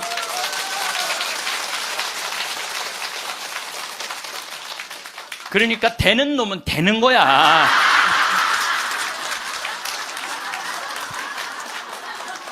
그래서 할머니한테 물어봤어요. 이 많은 돈을 왜 나한테 기증을 하느냐? 그랬더니 신부님, 제가 강의를 듣는데 신부님이 잠비아에 농업대학을 세우고 싶다고 그런 게 있는데, 대학을 세우는 건 또 내가 잠비아 농장 꾸미는 거하고는 또 다르잖아요.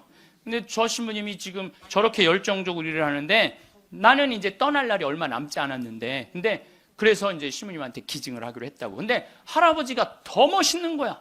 무엇이냐? 나한테 기증서 마지막 서류, 등기 다 해갖고 왔어. 그래갖고 근데 지문이 안 나오는 거야. 나이가 많으시니까. 난 또 월요일날 처음 알았어요. 여러분들 좀 기증하려면 조금 젊었을 때 지문 나올 때 하세요. 지문 나올 때. 지문이 안 나오는데 한 10번을 하는데 10번 다 기쁘게 하시더라고요. 근데 할아버지가 이런 말씀을 하세요. 이제야 좀 마음이 홀가분하다고. 그러면서 할아버지가 이런 말씀을 하세요. 그 아프리카에 그 굶는 사람들을 보면 너무 가슴이 아픈데 그냥 빵을 주는 건 큰 의미가 없다는 거예요. 그 빵을 만들 수 있는 사람을 키워내는 일이 더 중요하다는 거예요. 그래서 이제 그걸 이제 받아서 이제 제가 이제 또 숙제가 하나 생겼죠. 근데 신부님 왜 그렇게 좋아하세요? 신부님 주머니에 한 푼도 안 들어가는데. 왜냐하면은 우리 천주교가 그런 건 참 좋아요. 누가 기증을 받아도 내 이름으로 받을 수가 없어. 신부 이름으로. 그러니까 교구청 법인으로 받는 거야. 그러니까 내가 어떻게 해먹으려고 그래도 해먹을 수가 없어.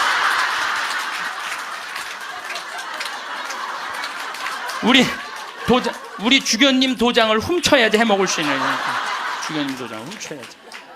근데 그 할아버지가 더 기가 막힌 말씀을 하셨어요. 어떤 말씀을 하셨느냐면은 신부님 아들한테 물어봤대요. 내가 이거를 40억을 신부님한테 기증하기로 했다. 그랬더니 아들이 아버지 기증하세요. 나 넓은 집이 있고 직장이 있는데 그거 돈 많으면 머리 아파요.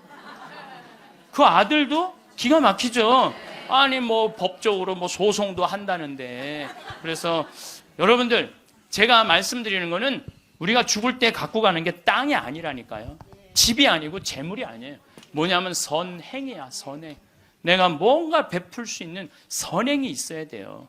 그래서 여러분들도 내가 돈이 없다라면 마음으로라도 나눌 줄 알아야 돼. 마음으로라도. 예. 그리고 죽을 때 갖고 가는 건 결정적인 거 믿음이야, 믿음. 믿음이 없는 사람은요, 노잣돈 없이 떠나는 거예요. 믿음이 없는 사람은 노잣돈이 없이 떠나는 거. 죽을 때 빈 털터리로 떠나는 거. 빈 털터리로. 근데 내가 주님께서 날 기다리고 계셔. 주님께서 날 맞아주실 거야. 이 믿음 있는 사람은요, 여행 떠날만 해요. 근데 딱 저승에 들어섰는데 아무도 날 데려가는 사람, 깜깜한 어둠만 날 기다리고 있는 사람은 너무너무 힘든 거죠. 제가 한 10년 전에 우리 후배 신부들을 데리고 제주도에 스킨스쿠버를 데리고 갔어요. 바다에 들어가는 거. 근데 뭐 한 6, 7명 신부들하고, 지구 신부들하고 갔는데, 문섬, 새끼섬, 서귀포 쪽에 거기가 참 아름다워요. 근데 이제 그 신부들은 초보니까 강습을 받고 나는 좀 할 줄 아니까 새끼섬에 바다에 이렇게 들어가서 이제 혼자 절대 가면 안 되는데 그래도 이제 혼자 이렇게 좀 옆에 이제 강습하는 거 보고 혼자 이렇게 돌았어요. 근데 그 신부 중에 하나가 물 공포증 있는 신부가 있어요. 너는 여기서 낚시만 해. 그래갖고 이제 그 신부는 위에서 낚시를 하고 있는데 나는 이제 바다에 들어 물고기가 얼마나 많은지 몰라요. 돌돔 하여튼 물고기가 얼굴을 치고 지나갈 정도로 물고기가 많아요. 바다에 들어가 보면은. 그래갖고 이제 한 바퀴 한 30분 이제 다이빙을 하고 나와서 그 후배 신부한테 물어봤어요. 물고기 좀 잡았어? 이 신부가 한다는 얘기가 신부이 한 마리도 없나 봐요. 30분 동안 한 마리도 못 잡았어요. 그러는 거예요. 그 많은 물고기를 두고 그 위에서 낚시하는 사람은 한 마리도 없는 줄 알고 그냥 계속 한 마리도 없다고 투정을 부리더라고요. 신앙생활도 똑같아요. 신앙생활도 내가 하느님을 믿고 하느님 안으로 빠져들면은요, 그 안에는 온 세상이 하느님의 섭리야. 하느님의 손길이고 하느님의 사랑이야. 근데 많은 사람들은 그 물속에 뛰어들지 않아요. 뛰어들지 않고 바깥에서 있는 거야, 없는 거야. 하느님 계신 거야, 안 계신 거야. 이러고 있으니까 잡아요, 못 잡아요?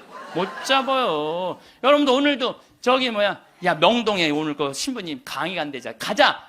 데리고 올라오래. 아유, 뭘 가. 니네나 가. 난 나중에 기회 되면 갈게. 그 사람은요, 못 잡는 거예요. 물고기를 못 잡는 거예요. 얼마나 하느님 안에 들어가면은 신앙의 보물이 얼마나 많은데. 또 우리 보자 신부님이 그런 얘기를 해요. 보자 신부님이 자기 낚시를 참 좋아해요. 우리 보자 신부님이. 근데 신부님 강론 때 그러더라고요. 보면은 아무리 물고기가 안 나와도 한 자리에서 4시간, 5시간 앉아있으면 결국은 나올 때 되면 밑밥을 뿌리면은 나올 때 되면 엄청나게 나온다는 거예요. 우리 보자 신부님이 우리 조카 며느리 아이가 아기를 가져갖고 잉어를 좀 해달라는 거예요. 가면 막 이렇게 잡아오는 거예요. 어떻게 이렇게 재주가 좋으냐 그러니까 신부님이 한 자리에 계속 있으면 잡는다는 거예요. 한 자리에 계속 있으면은. 근데 자기가 낚시터에 가보면 한 마리도 못 잡아가는 사람이 있대. 어떤 사람이냐면 1시간씩 옮기는 사람. 이 사람은 하나도 못 잡고 가는 거야. 하나도 못 잡고. 그래서 신앙도 꾸준한 사람이, 변함이 없는 사람이 엄청난 보화를 끌어올릴 수 있는 거예요. 그래서 우리 죽을 때는 추억, 선행, 믿음 갖고 가는 거예요. 집 갖고 가는 게 아니라니까요. 어쨌든 내가 지난 2월 달에 이제 성주순례 이제 가서, 이제 갈릴레아 호수를 도는데, 그 갈릴레아에서 3일을 머물었어요. 갈릴레아가 신앙의 유산이 너무 많아요. 5,000명 먹이신 빵의 기적도 갈릴레아 호수에서 했지. 산상 설교도 갈릴레아에서 했지. 풍랑 걸은 데도 갈릴레아지. 제자들하고 예수님하고 만난 데도 갈릴레아지. 얼마나 많아요. 그러니까 거긴 3일을 머물렀죠. 3일을 머무르고 이제 저녁에 이제 모여갖고 80명 순례자들한테 오늘 느낀 신앙의 감동을 나눔 얘기를 하자고 그랬어요. 근데 참 우리 천주교 신자들은 이상하죠. 말 그렇게 잘하다가도 말씀 나누게 하자 그러면 입을 다물어. 말씀 나누게 하자 그러면. 내가 아는 몇몇 연예인도 있으면 연예인들을 만나고 얘기를 하면 신앙이 너무너무 좋아요. 그런데 방송에만 나가면 절대 말 안 해, 신앙에 대해서. 신기해. 개신교 성도들은 간증하라고 그러면 그냥 뛰어나갖고 서로 하려고 그러는데 우리는 그냥 잘 놀다가도 자, 지금부터 말씀 나누기 전에 내가 묵상을 했어요. 왜 우리 천주교 교우들이 이렇게 입이 무거운가? 내가 묵상을 했어요. 답을 찾아냈어요. 요셉 성인 닮아서 입이 무거운 거. 요셉 성인 닮아서. 요셉 성인이 참 입이 무거워요, 보면은. 아니, 장가를 가려고 딱 했는데, 마리아가 애를 배 갖고 온 거야. 기가 막히잖아요. 나는 손도 잡은 적이 없는데, 그럼 일반 사람이면 뭐라 그럴 거냐. 친구들한테, 야, 얘기 좀 하자. 야, 난 너무 고민이 있어. 아니, 마리아가 결혼도 하기 전에 애를 배웠네. 이거 어떻게 하면 좋지? 분명히 이렇게 얘기했을 거예요. 근데 요셉 성인은, 아무한테도 말하지 않고, 혼자 파혼하기로 혼자만 마음속으로 생각을 해. 우리 천주교 교우들하고 똑같은 거예요. 12살 때 예수님 3일 동안 잃었다가 3일 만에 찾았어. 3일 동안 근데 나는 요셉 성인도 참 대단해요. 내 애도 아니고. 그렇잖아요. 내 애도 아니고. 마누라도 내 마누라도 아니야. 사실은 그렇잖아요. 그런데 그 아이하고 그 엄마를 12년 동안 책임졌다는 건요. 보통 사람 아니면 못해요. 참 무직한 분이죠. 근데 3일 만에 잃어버려서 얼마나 애가 타게 찾았겠어요. 찾고 난 다음에 성모님이 얘야, 네 아버지와 내가 너를 얼마나 찾았는지 모른다. 나는 이 말도 참 묵상을 많이 하는 말 중에 하나예요. 성모님도 시집을 막상 오긴 왔는데 뱃속에 아기가 이씨 들어왔으니 얼마나 미안해요. 그러니까 항상 요셉 성인한테 미안한 마음이 있었던 것 같아. 그래서 여러분들 3일 만에 잃었던 애를 찾았어. 그럼 여러분들 뭐라 할까? 이놈의 새끼 내가 너 얼마나 찾았는지 알아? 분명히 이랬을 거야. 근데 성모님은 자기를 먼저 내세우지 않았어요. 자기 아이임에도 불구하고 얘야, 네 아버지와 내 남편을 인정해 준 거죠. 남편을 존중해 준 거죠. 네 아버지와 내가 너를 얼마나 찾았는지 모른다. 그런데도 요셉 성인은 아무 말도 안 해. 한마디도 안 해. 찾았으면 됐지 뭐 이거죠. 한마디도 안 해요. 내가 이번에 성주순례 가서도 너무 많은 걸 느꼈는데 그 대학생이야. 대학생이 엄마 아빠를 따라온 거야. 인천공항에 딱 나를 바라보는 눈빛이 흰 눈동자 95% 까만 눈동자. 너 때문에 내가 여기 따라왔다. 근데 이 친구가 성주순례를 하루를 걷더니 이틀을 걷더니 눈빛이 바뀌는 거예요. 그러면서 마지막엔 이 친구가 이런 말을 하더라고요. 신부님, 저는 가슴이 지금 터질 것 같이 행복하다는 거예요. 살아계신 예수님을 만나서 가슴이 터질 것 같이 행복하다는 거예요.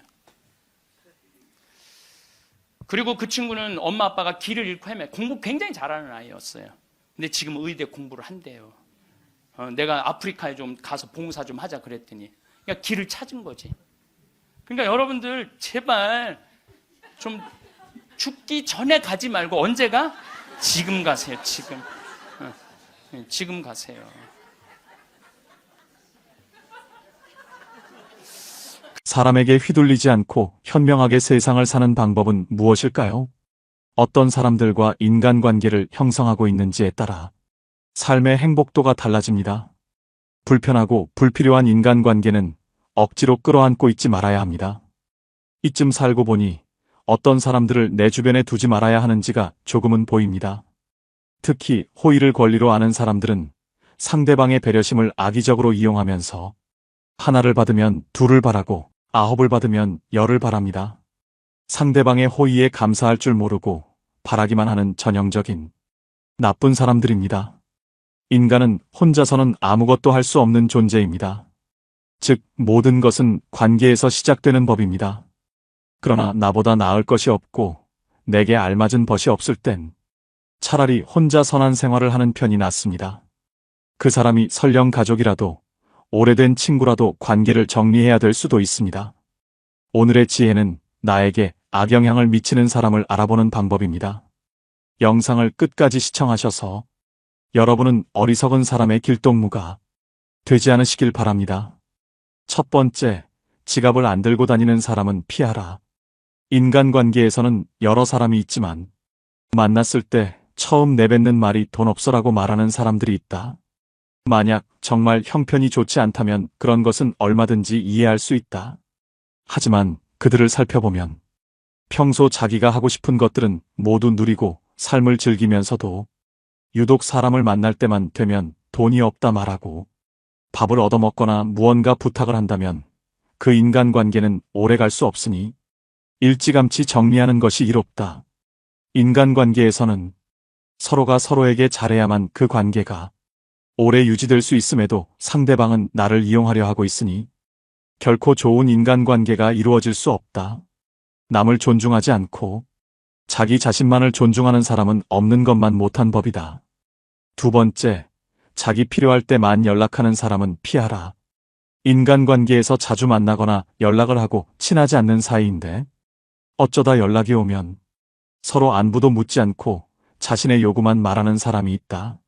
평소에는 연락이 없다가도 자기가 필요할 때만 연락하는 사람은 친구라고 할 수 없는 사람이다. 이런 사람은 즉시 손절하는 것이 이롭다.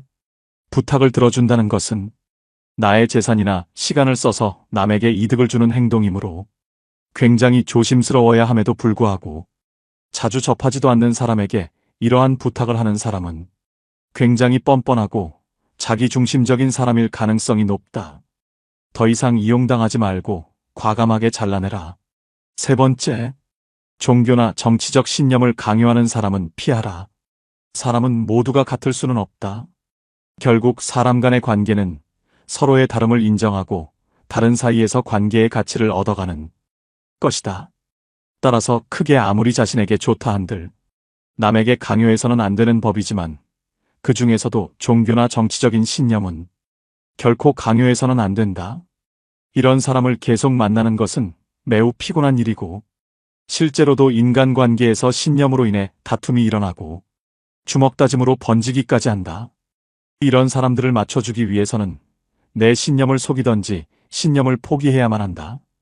이런 사람과 의미 없이 논쟁하지 마라. 현명한 사람들은 어떠한 상황에서도 상대방 진심을 짓밟는 의미 없는 논쟁은 하지 않는다. 그게 어떤 주제가 됐든지 간에 논쟁이 시작되면 서로는 원래 성격보다 자기 관점을 더 세게 고집하기 십상이다. 사실 이러한 논쟁은 아무런 의미도 없고 필요도 없다. 논쟁에서 졌다면 그저 할 말이 없다. 한편 상대방을 철저히 눌러 이겼다. 한들 무슨 소용이 있으랴? 그것은 일시적으로 승리를 거둔 것일 뿐. 그 승리의 쾌감은 결코 오래가지 못한다. 이뿐만 아니라 가장 큰 문제점은 논쟁에서의 승리를 상대방의 자존심을 짓밟은 대가로 얻었다는 것이다. 남의 체면을 깎아 얻은 승리 때문에 상대로부터 원한을 사서 언젠가 큰 화를 당할지도 모르는 일이다. 네 번째에 만났을 때 괴로운 친구는 피하라. 우리 인간관계에서는 친구와 약속을 정하면 취소가 되길 바라는 마음이 들고 만나도 크게 재미도 없고 핑계를 대서라도 집에 있고 싶어지는 그런 친구가 생기기 마련이다. 처음에는 만나면 즐거웠던 친구가 점점 재미없어지고 나와 안 맞는 것 같다는 생각이 들면 인간관계를 정리해야 하는 하나의 신호로 받아들여도 좋다. 왜냐하면 살아가는 세월 동안 그 친구도 변했고 나도 많이 변했을 것이다. 예전에는 함께 생활하며 그 친구와 닮은 점도 많았을 것이고 교우관계도 비슷했을 테지만 결국에는 접하는 사람들도 달라지고 마주치는 상황도 크게 달라졌다. 그렇기에 예전에는 만나면 즐거웠던 사람도 나이가 들수록 안 맞는다고 느끼는 것이다. 내가 귀찮고 힘들어하는 만큼 그 친구 또한 나를 만나는 것을 귀찮고 힘들어할 가능성이 없을 수 없다. 인간관계는 일방이 아닌 쌍방이기 때문이다.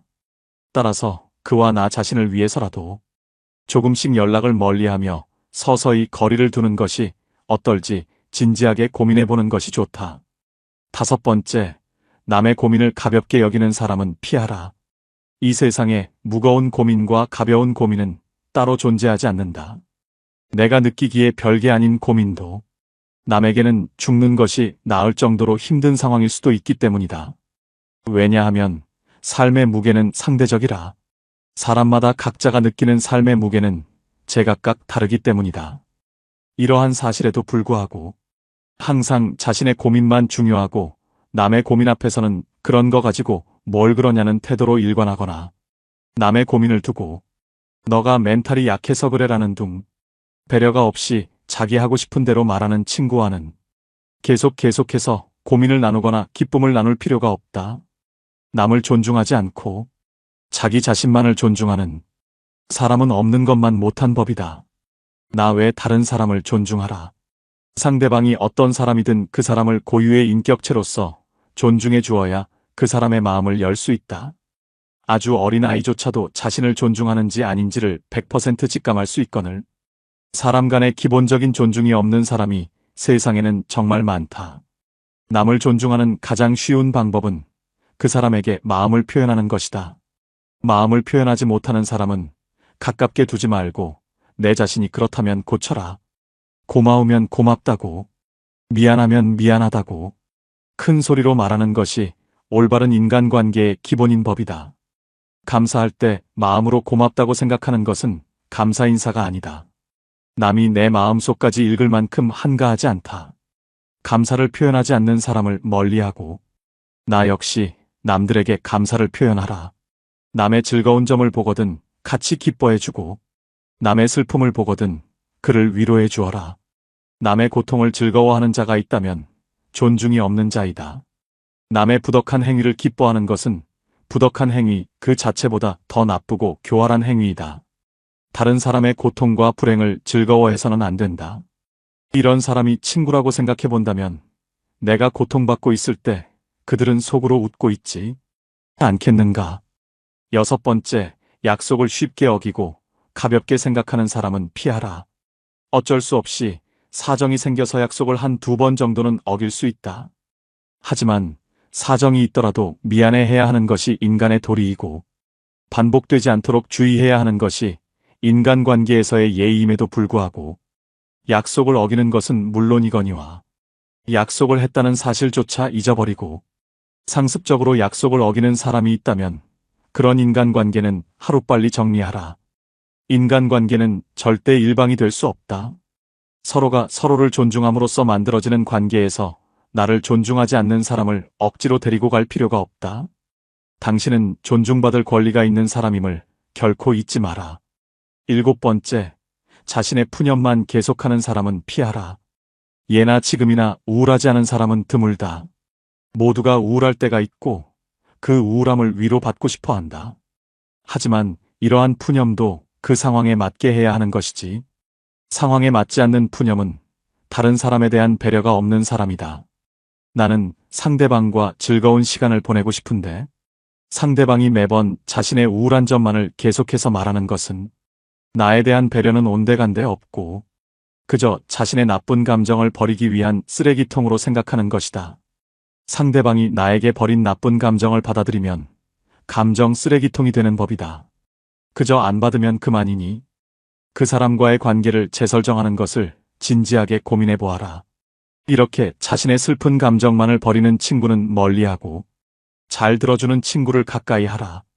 자연은 우리에게 2개의 귀와 2개의 눈을 주었고 혀는 오직 하나만을 허락하였다. 이것은 왜일까 생각해보면 분명 말하기보다는 듣고 보기를 더 많이 하라는 하늘의 뜻일 것이다. 말을 제일 잘하는 사람은 논리적으로 말하는 사람이 아니라 남의 말을 잘 들어주는 사람임을 명심하라. 슬픔은 공유해서 좋을 것이 별 없다. 슬픔은 내 주변 사람 모두를 부정적인 감정으로 물들게 한다. 나의 슬픔을 위로해주지 않는다고 그 사람을 비난하지 마라. 타인 혹은 세상에 절대로 많은 것을 기대해서는 안 된다. 그저 무시하면 그만이다. 8번째, 자주 다투고 편가르게 하는 사람은 피하라. 주변을 보면 다툼이 끊이질 않는 사람들이 있다. 이런 사람들의 특징은 굳이 싸우지 않고 넘어갈 부분임에도 그냥 넘어가는 경우가 없다.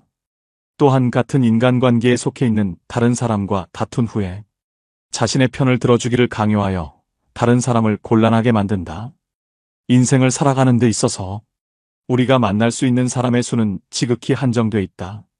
사람 하나하나가 소중함에도 불구하고 이렇게 자주 다투고 편가르는 친구를 만난다면 인간관계 전체를 망치게 된다. 싸움은 결코 인간에게 도움되는 행위가 아니다. 싸움은 졸렬한 자기 주장에 불과한 행위로 현명한 사람은 결코 감정적으로 남과 싸우지 않는다. 자주 다투는 사람을 살펴보면 자신의 감정을 절제하지 못하고 항상 남과의 논쟁을 하기 바쁘다. 이런 사람들은 자신의 잘못을 좀처럼 인정하지 않는다. 만약 내가 자주 다투는 사람 같다면 스스로를 돌아보아야 한다. 나에게 무슨 잘못이 있는 건 아닌지 설령 나에게 잘못이 없다고 해도 무엇인가를 찾으려 노력해야 한다. 싸움이라는 것은 혼자 하는 것이 아닌 사람과 사람이 하는 것이기에 일방의 잘못만으로 시작되지는 않기 때문이다. 또 이런 사람들의 특징은 굉장히 오만한 성격을 갖고 있다는 것이다. 자기가 옳다고 생각하고 편을 들어달라 하는 사람은 스스로를 과대평가하는 오만한 사람이다. 자기 의견을 다른 사람에게 강요하는 것은 옳은 사람이 아닌 그저 억지 부리는 사람일 뿐이다. 이런 사람들은 본인이 옳다고 생각하는 견해나 자신의 가치관을 남에게 강요한다. 하지만 강요받는 쪽도 자신의 의견이 있고 옳다고 생각하는 것이 있는 법이다. 다른 사람의 의견을 무시하고 자기 의견이나 방법을 남에게 강요하는 사람은 자신의 우월성을 과시하고 싶거나 자신의 불안감을 없애려는 욕망을 가졌을 가능성이 있다. 이런 사람들의 특징은 왜 저런 착각을 할까? 혀를 내두를 정도로 본인의 능력이나 외모를 실제보다 높이 평가하는 경향이 있다. 특히 불안이나 공포로부터 스스로를 지키기 위해 자신을 과대평가하는 사람은 자기애가 상처 입지 않도록 자신을 지키는 벽을 치는데, 그로 인해 눈앞의 현실을 직시하지 못하고 현실적인 판단도 할 어쩔 수 없게 되는 법이다. 9번째, 과도하게 차기 자랑하는 사람은 피하라. 마치 자신의 우위를 과시하는 것처럼 다른 사람을 얕보고 만나면 자기 자랑만 늘어놓는 사람이 있다. 자랑거리는 자신의 입에서 나오면 오만한 사람이 될 뿐이다. 자랑 중에서도 가장 쓸데없는 자랑은 자신의 잘나갔던 과거를 자랑하는 것이다. 옛날 이야기밖에 가진 것이 없을 때 사람은 처량해지는 법이다. 행복하고 가치 있는 삶을 사는 지혜는 지금 가지고 있는 것을 즐기는 것이다. 과거를 너무 많이 자랑하는 사람치고 지금의 삶이 행복한 사람을 본 적이 없고, 행복한 미래를 그리는 것 또한 본 적이 없다. 또한 그게 무엇이든지 너무 자랑하면 그 끝에는 반드시 무슨 말썽거리가 생긴다. 무심코 내뱉은 자랑이 뜻밖의 오해를 부르거나 상대방에게 질투의 대상이 되는 경우가 많다. 주고 말고 있는 지식을 아는 체하며 그저 시끄럽게 떠벌리는 사람들은 빈 깡통은 흔들어도 소리가 나지 않고 속이 가득 차도 소리가 나지 않는 법이다. 소리가 나는 깡통은 속에 무엇이 조금 들어있을 때다. 사람도 아무것도 모르는 사람이나 많이 아는 사람은 아무 말을 하지 않지만 무엇을 조금 아는 사람이 항상 시끄럽게 말을 많이 한다. 정원을 보면 그 집의 정원사를 알 수 있다. 인간은 모두 한평생을 살아가며 정원을 가꾸는 정원사와 같다. 정원에는 갖가지 수목이 우거지고 계절마다 어김없이 꽃을 피우는 꽃밭이 있다. 또 연못이나 냇물을 만들 수도 있다.